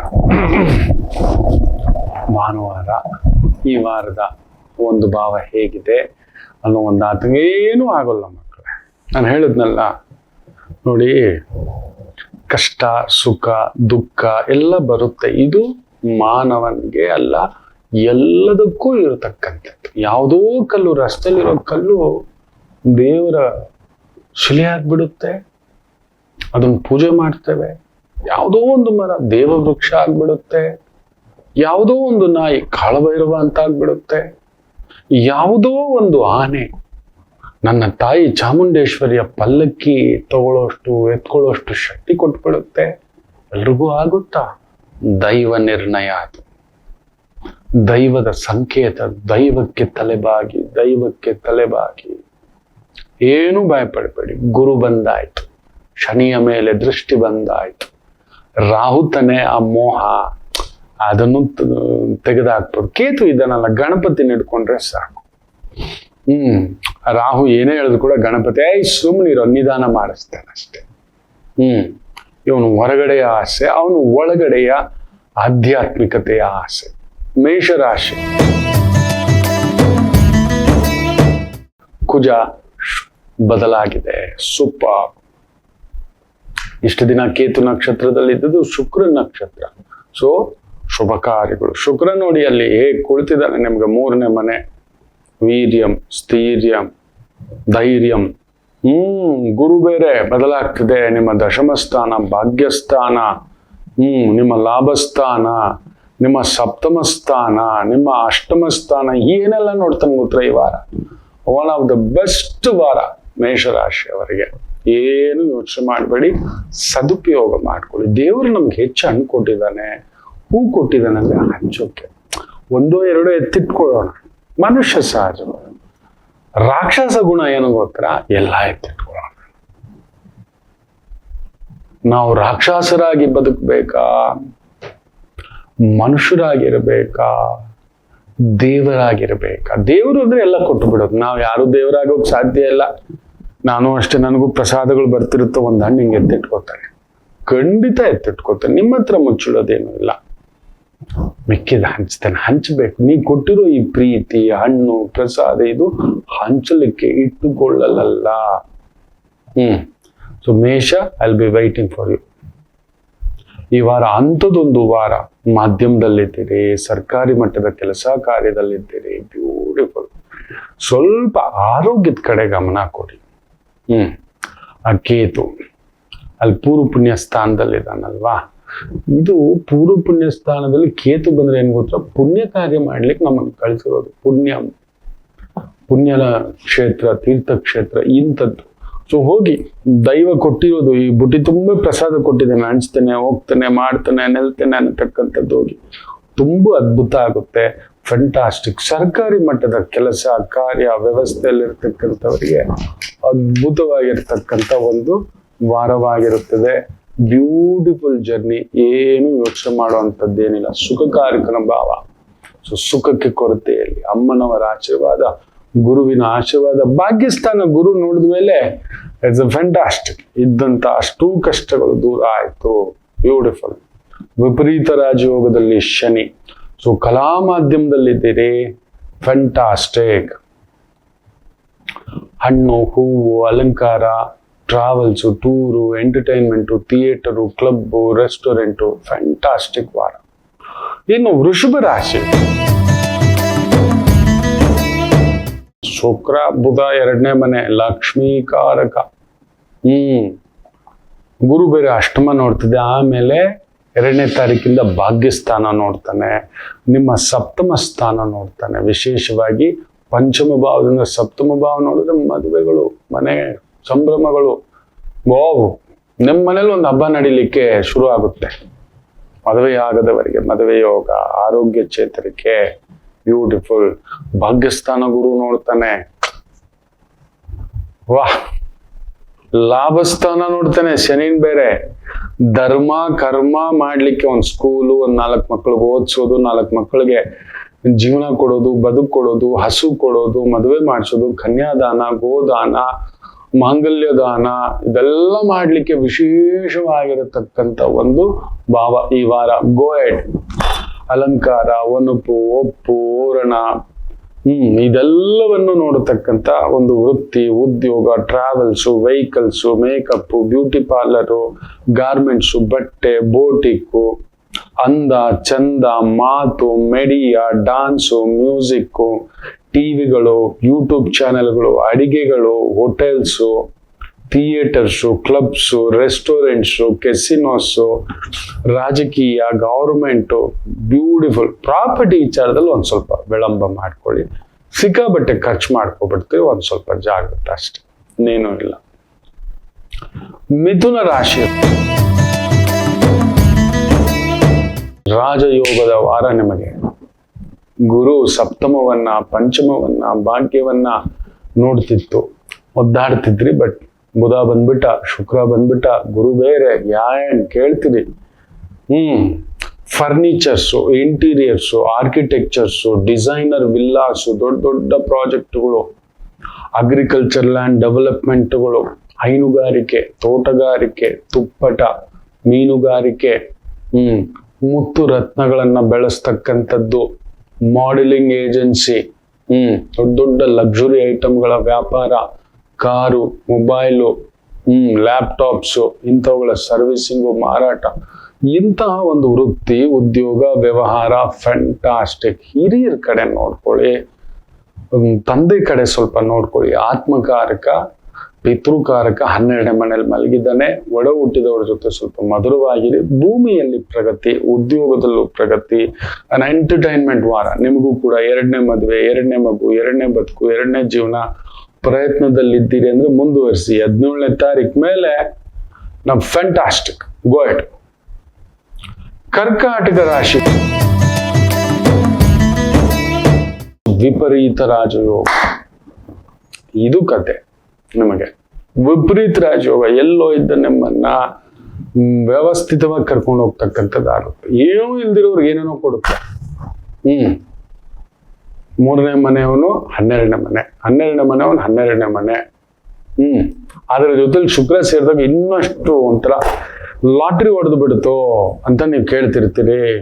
ಯಾರಿಗೂ ತುಂಬಾ ದಿನದಿಂದ ಮುಚ್ಚಿಟ್ಟು ಏನೋ ಒಂದು ಸ್ಟಾಕ್ ಅದು ಶೇರ್ದು ಸರ್ಟಿಫಿಕೇಟ್ ಸಿಕ್ಬಿಡ್ತು, ಇನ್ಶೂರೆನ್ಸ್ದು ಸರ್ಟಿಫಿಕೇಟ್ ಸಿಕ್ಬಿಡ್ತು, ಯಾರೋ ತೀರ್ಕೊಂಡ್ಮೇಲೆ ಹೋದ್ರೆ ಅಲ್ಲಿ ನೋಡಿದ್ರೆ, ನಾನು ಹೇಳ್ತಿದ್ದೆ ಒಬ್ಬರಿಗೆ, ನಿಮಗೆ ಪಿತ್ರಾರ್ಜಿತ ಆಸ್ತಿ ಒಂದು ಬರಬೇಕು ತುಂಬದಾದಂಥದ್ದು ಅಂತ. ನೀವು ನಂಬಲ್ಲ, 60 ಕೋಟಿದು ಒಂದು ಆಸ್ತಿ ಬಂದಿದೆ. ತಂದೆ ತೀರ್ಕೊಂಡ್ಮೇಲೆ ಅಜ್ಜನದ್ದು ಅಲ್ಲಿ ಪಾಲುದಾರಿಕೆ ಆಗ್ಲೇಬೇಕು, 1000 ಕೋಟಿದು. ಸೊ ಸುಮ್ಮನೆ one of the piece land 60 crores tie up ಮಾಡಿ ಬಿಟ್ರೆ ಅದು ಒಂದು 400 - 800 ಕೋಟಿ ವ್ಯವಹಾರ. ಶಾಕ್ ಆಗಿ ಓಡ್ ಬಂದ್ಬಿಟ್ಟಿದ್ದಾರೆ. ಗುರುಗಳೇ, ನೀವ್ ಹೇಳಿದ್ರಿ, ನಾನು ನಂಬೇ ಇರ್ಲಿಲ್ಲ. ಆಟೋಲ್ ಓಡಾಡ್ತಿದ್ದವ್ರು. ಇವತ್ತು ಎಷ್ಟು ಕಾರ್ಗಳು ಇಟ್ಕೋಬೇಕು ಲೆಕ್ಕ ಹಾಕೊಳ್ಳಿ. ದೇತಾ ಇತ್ತು ದೇತಾ ಹೇ ಭಗವಾನ್, ಚಪ್ಪರ್ ಪಾಡಿಗೆ ದೇತಾ. ಅವನನ್ನ ನಂಬಿ ಯಾರ್ಯಾರೋ ನಂಬಬೇಡಿ ಮನುಷ್ಯರುಗಳನ್ನ. ಅದೊಂದು ಕಾಲಘಟ್ಟ, ಸಮಯ, ಅಧಿಕಾರ. ಇನ್ನೊಂದು ಮೊನ್ನೆ ನೋಡಿ ಪವನ್ ಕಲ್ಯಾಣ್ 15 ವರ್ಷದಿಂದ ನಾನು ರಾಜಕೀಯ ಓಡಾಟ ಪಕ್ಷ ಅಂತಿದ್ದೆ, 2 ಬಾರಿ ಸೋತಿದ್ದೀನಿ. 2019ರಲ್ಲಂತೂ ತಾನು ಗೆಲ್ಲೇ ಇಲ್ಲ. ತನ್ನ ಪಕ್ಷದಿಂದ, ಜನಸೇನಾದಿಂದ ಒಬ್ಬನೇ ಗೆದ್ದಿರೋದು. ಎಂತ ಅವಮಾನ, ಎಂತ ನೋವು, ಎಂತ ಚುಚ್ಚು ಮಾತುಗಳು. ಇದೇನೋ ಇದು, ಹಿಂಗಂದ ಹಿಂಗ್ ಬಂದ ವಿಜಯ್. ಯೋಗಿ ಪಡೆದಿದ್ದು ಯೋಗಿಗೆ, ಜೋಗಿ ಪಡೆದಿದ್ದು ಜೋಗಿಗೆ. ಎಲ್ಲ ನಾವು ಹಾಕಿದ ಬಿತ್ತನೆಲ್ಲ ಕೊಟ್ಟು ಬಿಟ್ರೆ ಅದು ಭಗವಂತನಿಗೆ ಮಾತ್ರ.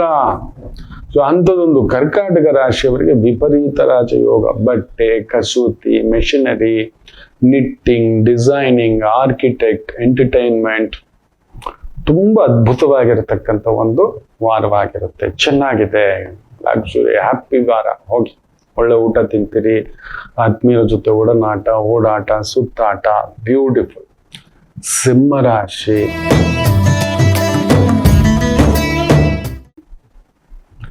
ಸೂರ್ಯ ಕೇಂದ್ರದಲ್ಲಿ, ಬುಧ, ಶುಕ್ರ, ಗುರು 12ನೇ ಮನೆಗೆ ಬಂದರೂ ನಿಮ್ 8ನೇ ಮನೆಯನ್ನು ನೋಡ್ತಾನೆ. ಏನ್ ಮಾಡ್ಕೋಬೇಡಿ. ಶುಕ್ರ ಬುಧ ಲಾಭದಲ್ಲಿದ್ದರೆ ನೆನ್ಪಿಟ್ಕೊಳ್ಳಿ, ಧನಕಾರಕ, ಬುದ್ಧಿಕಾರಕ, ಲಾಭಕಾರಕ. ಲಾಭದಲ್ಲೇ ಇದ್ದು ದಶಮಾಧಿಪತಿ ಶುಕ್ರ. 100% ಕಸೂತಿ ಕೆಲಸ, ಶಿಲ್ಪಕಲೆ, ಚಿತ್ರಕಲೆ, ಸ್ತ್ರೀಯರಿಗೆ ಸಂಬಂಧಪಟ್ಟ ಯಾವುದೇ ಕೆಲಸ, ಚಕ್ಲಿ ಮಾಡೋದು, ನಿಪ್ಪಟ್ಟು ಮಾಡೋದು, ಸಾಂಬಾರ್ ಪೌಡರ್ ಮಾಡಿ, ಫುಡ್ಡು, ಉಪ್ಪಿನಕಾಯಿ ಮಾಡಿ, ಮೇಕಪ್ಪು, ವಿಗ್ಗು, ಅಲಂಕಾರ, ಟೈಲರಿಂಗು, ಗಾರ್ಮೆಂಟ್ಸು, ಕೇಶಾಲಂಕಾರ, ಇವುಗಳಿಗೆ ಸಂಬಂಧಪಟ್ಟಂತ ವೃತ್ತಿ, ಉದ್ಯೋಗ ಫ್ಯಾಂಟಾಸ್ಟಿಕ್. ಮನೆಗೋಸ್ಕರ, ಮಕ್ಕಳಿಗೋಸ್ಕರ ಸ್ವಲ್ಪ ಖರ್ಚು ವೆಚ್ಚಗಳು ಬರುತ್ತೆ. ಅಂತ ದೊಡ್ಡದೇನು ತಲೆನೋವು ಏನಾಗಲ್ಲ. ಗುರು 12ರಲ್ಲಿದ್ರೆ ಏನ್ ಗೊತ್ತಾ, ಆ ಗುರು ಗೋಚಾರ ಫಲದಲ್ಲಿ ಹೇಳ್ತಾನೆ, ನಿಮ್ಗೇನು ತೊಂದರೆ ಆಗೋಲ್ಲ. ನಿಮಗಿರೋ ಅರ್ಧ ಸಮಸ್ಯೆ ಗುರು 12ನೇ ಮನೆಯಿಂದ ದೂರ ಮಾಡ್ತಾನೆ. ನೀವು ಭಯ ಪಡ್ತಿದ್ರಲ್ವಾ, ಖಂಡಿತ ಹೇಳ್ತಾನೆ, ನನ್ನ ಮಾನ ಹೋಯ್ತು, ನನ್ನ ಮರ್ಯಾದೆ ಹೋಯ್ತು, ನನ್ನ ಸಂಪಾದನೆ ಹೋಯ್ತು, ನನ್ನ ದುಡ್ಡು ಹೋಯ್ತು, ನನ್ನ ಮಕ್ಕಳ ವಿಚಾರದಲ್ಲಿ ಇದಾಯ್ತು. ಎಲ್ಲದಕ್ಕೂ ಒಂಥರ ನೀವು ಬೈಲ್ ಮೇಲೆ ಹೊರಗಡೆ ಬಂದಂಗೆ ಬರ್ತೀರಿ. ಬೈಲ್ ಮೇಲೆ ಬಂದಿದ್ದೀರಲ್ವಾ, ನೀವು ಕೇಸ್ ಅರ್ಧ ಗೆದ್ದ. ಆ ರೀತಿ ಗುರುದೊಂದು ನಡೆಯುತ್ತೆ, ಕಾಯ್ತಾ ಇರಿ, ನಾನು ಹೇಳ್ತೇನೆ ಹೇಗೆ ಅಂತ. ಪಿಪ್ಪಲ ನಿಮ್ಮ ಮಹರ್ಷಿಗಳು ಹೇಗೆ ದಿಗ್ಬಂಧನವಾಗಿ ನಿಂತಿರೋ ಗುರು ಹಿಂಗ್ ನೋಡ್ತಾರೆ. ಪಿಪ್ಪಲ ಮಹರ್ಷಿಗಳು ನೋಡಿದ್ಮೇಲೆ ಶನಿ ಬಾಯಿ ಮುಚ್ಕೊಂಡು ಕೇಳ್ಬೇಕು, ಅಯ್ಯ ಕುತ್ಕೊಳ್ಳೋ ಅಂದ್ರೆ ಕುತ್ಕೋಬೇಕು. ಅಂಥದ್ದೊಂದು ನಡೆಯುತ್ತೆ, ಡೋಂಟ್ ವರಿ. ಸೊ ಫ್ಯಾಂಟಾಸ್ಟಿಕ್ ವಾರ. Communications, sales, marketing. ಶುಕ್ರ 3ನೇ ಮನೆಯ ಅಧಿಪತಿ, ಕಮ್ಯುನಿಕೇಶನ್ಸ್. 11ನೇ ಮನೇಲಿ ಕೂತಿದ್ದಾನೆ. ಸೊ ಮಾತಿಗೆ ಸಂಬಂಧಪಟ್ಟಂಥದ್ದು, ಅಲಂಕಾರಕ್ಕೆ ಸಂಬಂಧಪಟ್ಟಂಥದ್ದು, ಎಂಟರ್ಟೈನ್ಮೆಂಟ್ಗೆ ಸಂಬಂಧಪಟ್ಟಂಥ ವೃತ್ತಿ, ಉದ್ಯೋಗ, ಅದ್ಭುತ ಪ್ರಗತಿ. ಇನ್ನು ಕನ್ಯಾ ರಾಶಿ.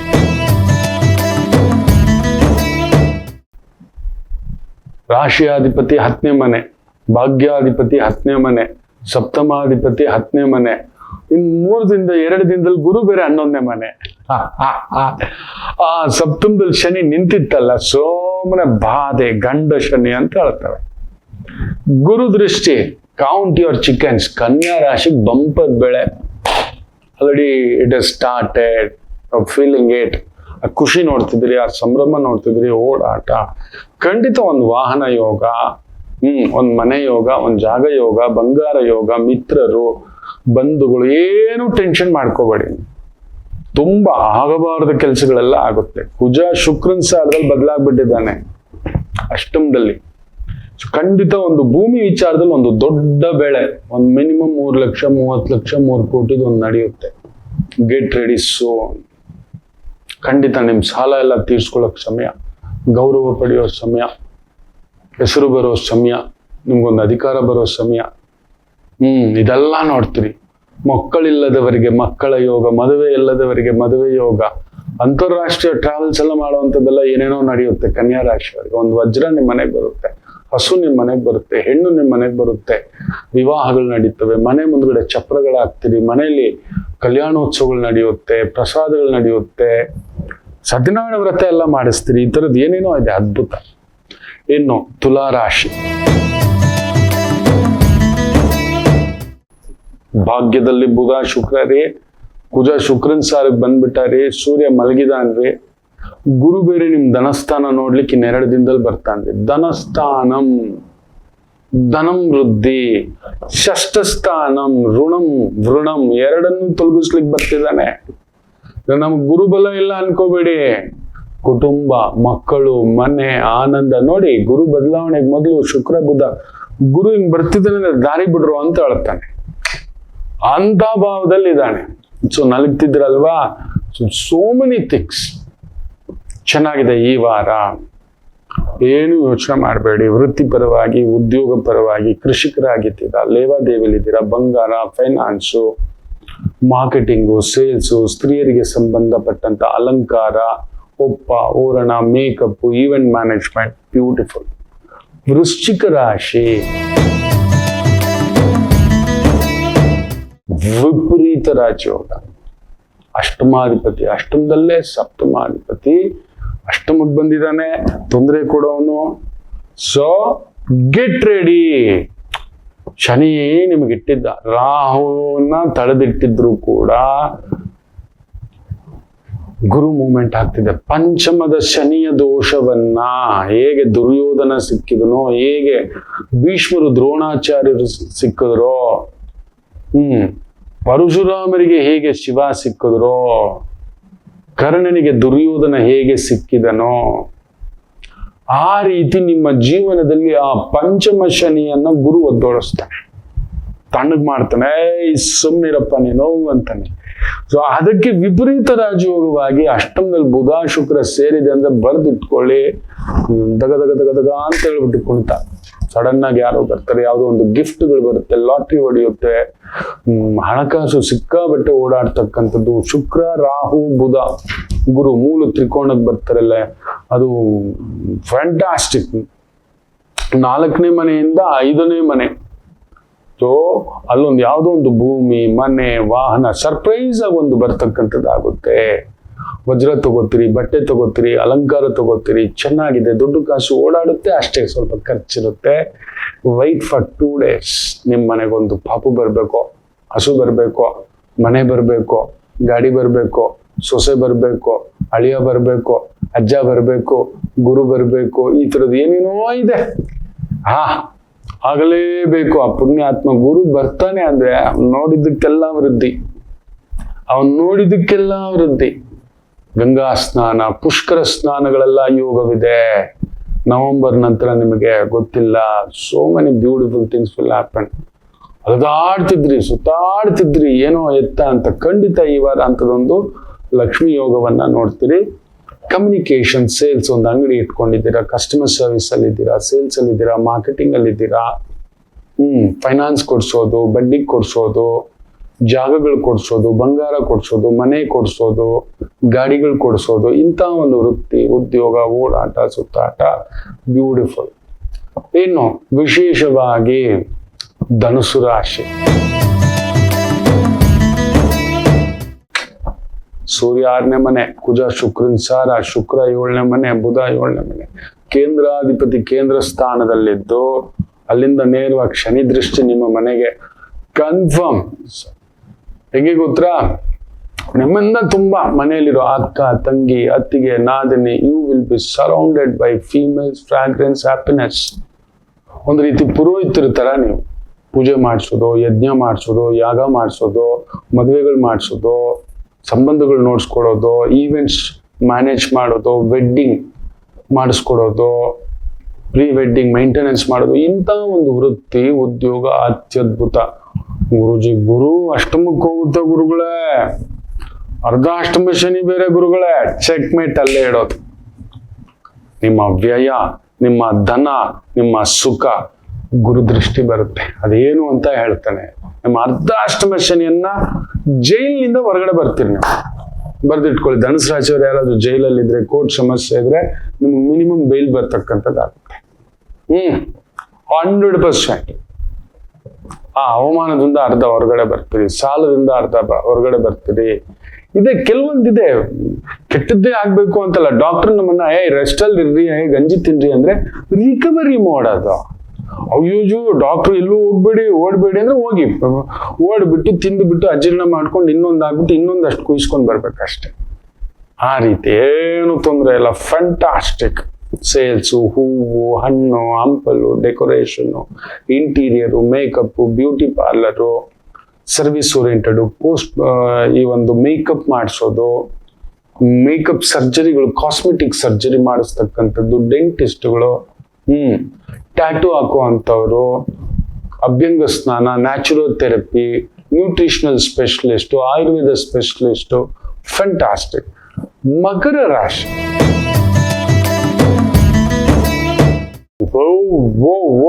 ಹಿಂಗ್ ಓಡ್ತಿರುತ್ತೆ ಬುದ್ಧಿ ನಮ್ದು. 6ನೇ ಮನೆಗೆ ಬುಧ ಬಂದ್ಬಿಟ್ಟ. ಗುರು ಇನ್ನೆರಡು ದಿನ. ಸೊ 100% ನಿಮ್ಗೊಂದು ದೊಡ್ಡದಾದಂತ ಒಂದು ಭೂಮಿಯೋ ಮನೆಯೋ, ಕುಜ ಶುಕ್ರನ್ ಸಾಲಿಗೆ ಜಾರ್ಬಿಟ್ಟ ಮಕ್ಕಳೇ. So that is going to be the beautiful journey ಆಗ್ತಕ್ಕಂಥದ್ದು ಆಗುತ್ತೆ. ಆ ಶುಕ್ರ ವಿಶೇಷವಾಗಿ 9ನೇ ತಾರೀಕಿಗೆ ಜಾರ್ತಾನೆ. ಆಗ ಹಬ್ಬ. ಸೊ ಈ ಒಂದು 9 ದಿನ ತಡೆದಿಟ್ಕೊಳ್ಳಿ.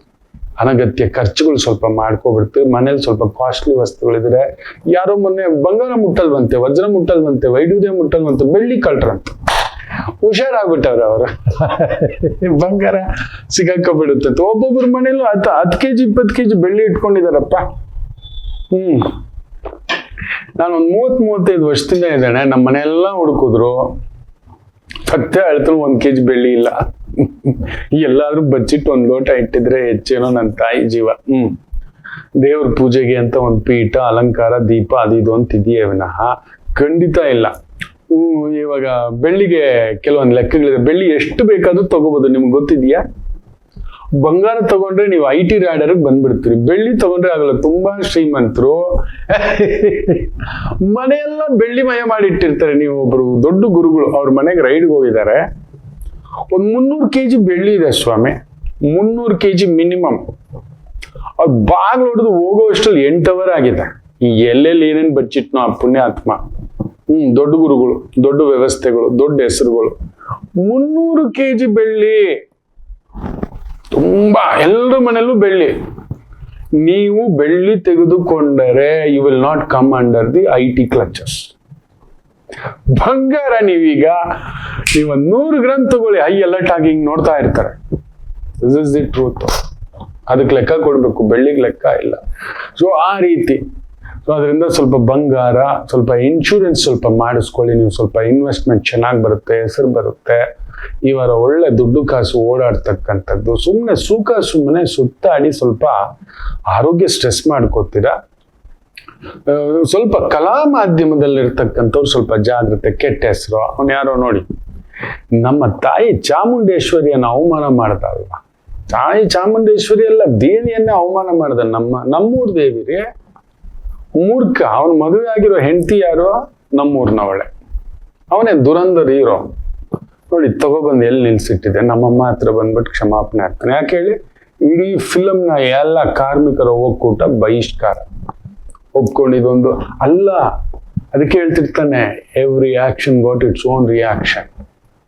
ಈಗಲೇ ಬರ್ಬೇಕಾ, ಹಿಂಗೆ ಬರ್ಬೇಕಾ, ಅದಕ್ಕೊಂದು ಕಾದಿರುತ್ತೆ. ಕಾದಿದ್ದು ಅದಕ್ಕೆ ಹೇಳುದು ನೋಡಿ. ಇದೆಲ್ಲ ಏನಕ್ಕೆ ಎಕ್ಸಾಂಪಲ್ಸ್ ಹೇಳ್ತಿರ್ತಾನೆ ಅಂದ್ರೆ, ಎಷ್ಟೇ ದೊಡ್ಡವನಾದರೂ ಅವನು ಮಾಡಿದ ಎಡವಟ್ಟು, ದೇವನಿಂದನೆ, ಗುರುನಿಂದನೆ, ಮಾತೃನಿಂದನೆ, ದೇಶನಿಂದನೆ, ದೊರೆನಿಂದನೆ ಹುಡ್ಕೊಂಡು ಬಂದು ಹೊಡೆಯುತ್ತೆ. ದೊರೆ ಆದ್ಮೇಲೆ ಅವ್ರು ದೊರೆ, ಗುರು ಆದ್ಮೇಲೆ ಗುರು. ಬಾಯಿ ಮುಚ್ಕೊಂಡಿರೋಣ ಅಷ್ಟೇ. ಮಾಡಿದವ್ರು ನಾವೇ ಅಲ್ವಾ. ಅವ್ರನ್ನ ಪೀಠಕ್ಕೆ ಹತ್ತಿಸಿದವ್ರು ಯಾರು? ಅವನಿಗೆ ಪ್ರಜ್ಞೆ ಇರಬೇಕು, ನನ್ಗಿಂಥದ್ದೊಂದು ಅವಮಾನ ಆಯ್ತಲ್ಲ, ನಾನು ಆ ಪೀಠದಲ್ಲಿ ಕುತ್ಕೋಬೇಕಾ ಅಂತ. ಸತ್ಯವೇ, ಒಂದು ದೇವತಾ ವಿಗ್ರಹವೇ ಭಿನ್ನ ಆಯ್ತು ಅಂದ್ರೆ ತೆಗೆದು ಬಿಡ್ತೇವೆ. ಪುನರ್ ಪ್ರತಿಷ್ಠಾ ಅಂತ ಇನ್ನೊಂದು ವಿಗ್ರಹ ತಂದಿಡ್ತವೆ ದೇವರಿಗೆ. ಒಂದು ಗುರುಪೀಠಕ್ಕೆ ಬಂದು ಕೂತ್ಕೊಂಡಿರೋನ್ಗೆ ಪ್ರಜ್ಞೆ ಬೇಡವಾ? ಇಂಥದ್ದೊಂದು ಭಿನ್ನ ಆಗ್ಬಿಟ್ಟಿದೆ, ನಾನು ಕುತ್ಕೋಬೇಕೇನೋ, ಅಸಹ್ಯ ಅಲ್ವೇನೋ ಅಂತ ಎದ್ದು ಬಂದ ಅದೊಂಥರ ಮರ್ಯಾದೆ. ಆ ಥರದೊಂದು ಮಹಾಗುರುಗಳು ಮಾಡಿದ್ರು. ಆಗೋಕ್ ಮೊದ್ಲೇ ಅವ್ರು ಎದ್ದು ಬಂದ್ಬಿಟ್ರು. ಶೋ, ನನಗೆ ಅವರು ಅಂದ್ರೆ ಪ್ರಾಣ.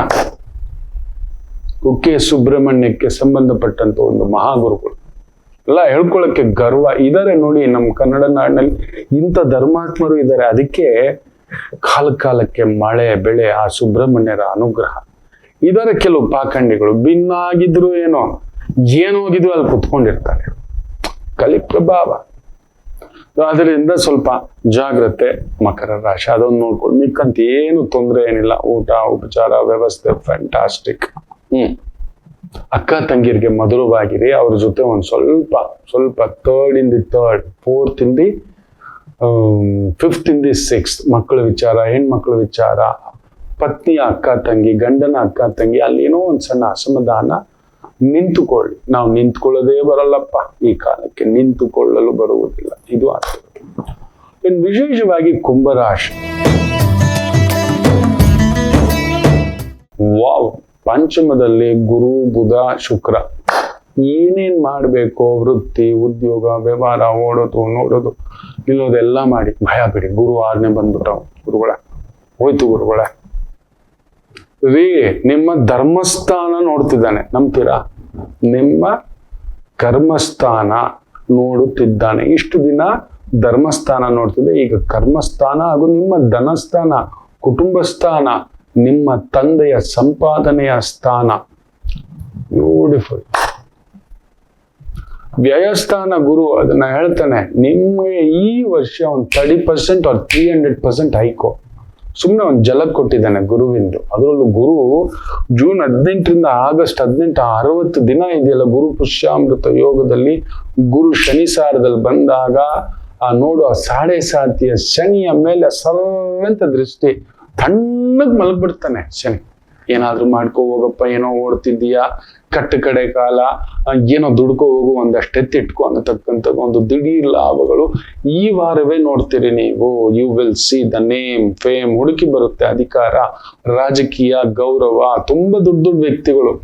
ಅದರಲ್ಲೂ ಪುರೋಹಿತರಾಗಿದ್ದೀರಿ, ಆಗಮಿಕರಾಗಿದ್ದೀರಿ, ಜ್ಯೋತಿಷ್ಕರಾಗಿದ್ದೀರಿ, ಟೀಚರ್ ಆಗಿದ್ದೀರಿ, ಡಾಕ್ಟರ್ ಆಗಿದ್ದೀರಿ, ಜಡ್ಜ್ ಆಗಿದ್ದೀರಿ. ನಿಮ್ಮ ಹೆಸರು ಖ್ಯಾತಿ. ನೀವು ಅಂತಾರಾಷ್ಟ್ರೀಯ ಟ್ರಾವೆಲ್ ಎಲ್ಲ ಮಾಡ್ತೀರಿ. ಕಾಲಲ್ಲಿ ಚಕ್ರ ಇಟ್ಕೊಂಡು ಓಡಾಡ್ಸುತ್ತೆ. ಅಂಥದ್ದೆಲ್ಲ ನಡೆಯುತ್ತೆ ಈ ವಾರ. ಗೋ ಎಟ್ ಸುಖಂ, ಅಭಿವೃದ್ಧಿ, ಪ್ರೀತಿ, ಅಭಿವೃದ್ಧಿ, ಹಳೆ ಸ್ನೇಹಿತರು, ಹಳೆ ಗೆಳೆಯರು, ಹಳೆ ಆತ್ಮೀಯರು, ಹಳೆಯ charming is going to come back. Get ready ಕುಂಭರಾಶಿ. ಹಳೆಯ ಚಾರ್ಮಿಂಗ್, ಹಳೆಯ ಮತ್ತೆ ಅದೊಂದು ಅಂದ, ಫಿಟ್ನೆಸ್, ಅಗತ್ತು ಬ್ಯಾಕ್. ಸೂಪರ್ ವಾರ, ಗೋ ಎಟ್. ಕುಜ ಕೂಡ ಶುಕ್ರನ್ ಸಾರ, ಅಕ್ಕ ತಂಗಿರ ಸಹಕಾರ, ಸಂಗಾತಿ ಸಹಕಾರ, ಪ್ರೀತಿಯ ಸಹಕಾರ, ಸ್ನೇಹಿತರ ಸಹಕಾರ, ಆತ್ಮೀಯರ ಸಹಕಾರ, ಇದೆಲ್ಲವನ್ನು ನೋಡ್ತೀವಿ. ಮೀನ ರಾಶಿ ಬಂಪರ್ ಬೆಳೆ ನೋಡಿ. ಗುರು ಬರೋಕ್ ಮೊದಲು ಶುಕ್ರ ಬುಧ ಸುಖದಲ್ಲಿ ಬಾ, ಅಷ್ಟಮಾಧಿಪತಿ, ತ್ರಿಕೋಣಾಧಿಪತಿ, 8ನೇ ಮನೆಯಿಂದ ಭಾಗ್ಯಸ್ಥಾನದಲ್ಲಿ ಶುಕ್ರ ಕೂತಿರೋದು ನೆನ್ಪಿಟ್ಕೊಳ್ಳಿ. ಭಾಗ್ಯ ಬರ್ಲೇಬೇಕು, ನಮ್ಮ ಮನೇಲಿ ಖುಷಿ ಬರ್ಲೇಬೇಕು.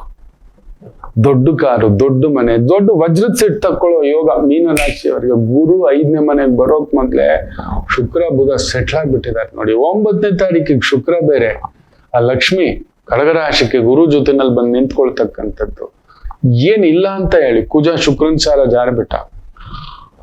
ಅಲ್ಲಿಂದ ಆ ಒಂದು ಅಷ್ಟಮಾಧಿಪತಿ ಆಗಿರತಕ್ಕಂಥ ಒಂದು ಶುಕ್ರನ ಛಾಯೆ ಮನೆಯನ್ನೇ ನೋಡಬೇಕು. ಮನೆ, ಬಂಗಾರ, ಒಡವೆ, ವಸ್ತ್ರ, ಓಡಾಟ, ಸುತ್ತಾಟ, ಟ್ರಾವೆಲ್ಸ್. ಪೊಂಗಲು ಪೊಂಗಲ್, ನಿಮ್ಮ ಮನೇಲಿ ಹಬ್ಬ ಕನ್ಫರ್ಮ್. ನಿಮ್ಮ ಮನೆಗೆ ಒಂದು ಹೆಣ್ಮಗು ಬರ್ಬೇಕು. ಮದುವೆ ಆಗದವರಿಗೆ ಸೊಸೆ ಬರೋತೋ, ಇಲ್ಲ ಮಗಳಾಗಿ ಬರೋತೋ, ಮನೆಗೊಂದು ಮಹಾಲಕ್ಷ್ಮಿ ಬರೋತೋ ಬರುತ್ತೆ. ಒಂದು ಹಸುವು, ಕನ್ಯಾದಾನ, ಗೋದಾನ, ಪೂಜೆಗಳು, ಸಂಸ್ಕಾರ, ಒಂದ ಎರಡ ಹಬ್ಬವೂ ಹಬ್ಬ. ಮೀನರಾಶಿಯವರಿಗೆ ಮಕ್ಕಳಿಲ್ಲದವರಿಗೆ ಮಕ್ಕಳ ಯೋಗ, ಭೂಮಿ ಯೋಗ, ಮನೆ ಯೋಗ, ಅಧಿಕಾರ ಯೋಗ, ಅಂತಸ್ತು ಯೋಗ, ಪ್ರತಿಷ್ಠೆ ಯೋಗ. ಸೂರ್ಯ ನೋಡಿ 3ನೇ ಮನೆ, 6ನೇ ಮನೆ, 3ನೇ ಮನೆಯಲ್ಲಿದ್ದು 3ನೇ ಮನೆ 6ನೇ ಮನೆಯಲ್ಲಿದ್ರು ವಿಪರೀತ ರಾಜಯೋಗ ಅಂತ ಹೇಳ್ತಾರೆ. ಸೊ ಗುರು ಇಷ್ಟು ದಿನ 4ನೇ ಮನೇಲಿ ಒಂದು ಕೂತಿದ್ದ, ಪ್ರೊಫೆಷನ್ ಅನ್ನ ಅಷ್ಟೇ ನೋಡ್ತಿದ್ದ. ಅದಕ್ಕೆ ತಕ್ಕಂತೆ ಖರ್ಚು, ಕಮಿಟ್ಮೆಂಟ್, ಸಾಲ ಎಲ್ಲ ಇಟ್ಟಿದ್ದ. ಗುರು 5ನೇ ಮನೆಗೆ ಬರ್ತಿದ್ದೆ ಅಲ್ವಾ, ವಿಪರೀತ ರಾಜಯೋಗವಾಗಿ ಬದಲಾಗ್ತಿರುತ್ತೆ. ನೀವು ನೆನೆಸಿರಲಾರದಷ್ಟು ಆನಂದ. ಮಳೆಗಾಲ ನಿಮ್ಮಿಂದ ಕಲ್ಯಾಣೋತ್ಸವ ಆಗ್ಸುತ್ತೆ, ಮದುವೆಗಳು ಮಾಡಿಸುತ್ತೆ, ಕನ್ಯಾದಾನ ಮಾಡಿಸುತ್ತೆ, ಬಳೆ ಹಾಕ್ಸುತ್ತೆ. ಗುರು ಪೂಜೆ, ಸ್ತ್ರೀ ಪೂಜೆ, ಮಹಾಲಕ್ಷ್ಮಿ ಪೂಜೆ, ಮನೇಲಿ ಯಾವ ಪೂಜೆ ನಡೆಯಲ್ಲ ಕೇಳಿ. ಮೀನ ರಾಶಿಯವ್ರ ಮನೆಗೆ ಹೋಗಿ ಎಲ್ಲರೂ ಸೆಟ್ಲ್ ಆಗ್ಬಿಡೋಣ. ಶುಕ್ರ ಬುಧ ನೋಡಿ, ಲಕ್ಷ್ಮೀನಾರಾಯಣ ಯೋಗ. ಯಾರ ಜಾತಕದಲ್ಲಿ ಶುಕ್ರ ಬುಧ ಸೇರಿರುತ್ತದೋ, ಕೇಂದ್ರದಲ್ಲಿದ್ರೆ ಇಲ್ಲ ಮೂಲ ತ್ರಿಕೋಣದಲ್ಲಿದ್ರೆ, ಅವ್ರು 6 ಕೋಟಿ 60 ಕೋಟಿ 600 ಕೋಟಿ ಮಿನಿಮಮ್. ಅದೊಂಥರ ಅಡಿಕೆ ಬಿಸಾಕ್ದಾಗೆ. ಮಹಾಲಕ್ಷ್ಮಿಯೇ ನಾರಾಯಣ ಸಮೇತ ಬಂದ ಹಾಗೆ ಅಂತದ್ರ ಸೌಭಾಗ್ಯ ನಿಮಗ್ ಬರುತ್ತೆ. ಚೆನ್ನಾಗಿದೆ, ಪೂಜೆಗಳು ಮಾಡಿಸ್ತೀರಾ, ದೇವಸ್ಥಾನ ಕಟ್ಟಿಸ್ತೀರಾ, ಎಸ್ ಇಂಥದ್ದೆಲ್ಲ ನಡೀತಕ್ಕಂಥದ್ದಾಗುತ್ತೆ. ಬಹು ವಿಶೇಷ. ಹೋಗಿ ಗೆಲುವು ನಿಮ್ಮದಾಗತಕ್ಕಂಥದ್ದು ಅಂಥದ್ದೊಂದು ವಾರ. ಎಲ್ಲರಿಗೂ ಒಳ್ಳೆಯದಾಗಲಿ. ಮಾತೃದೇವೋ ಭವ.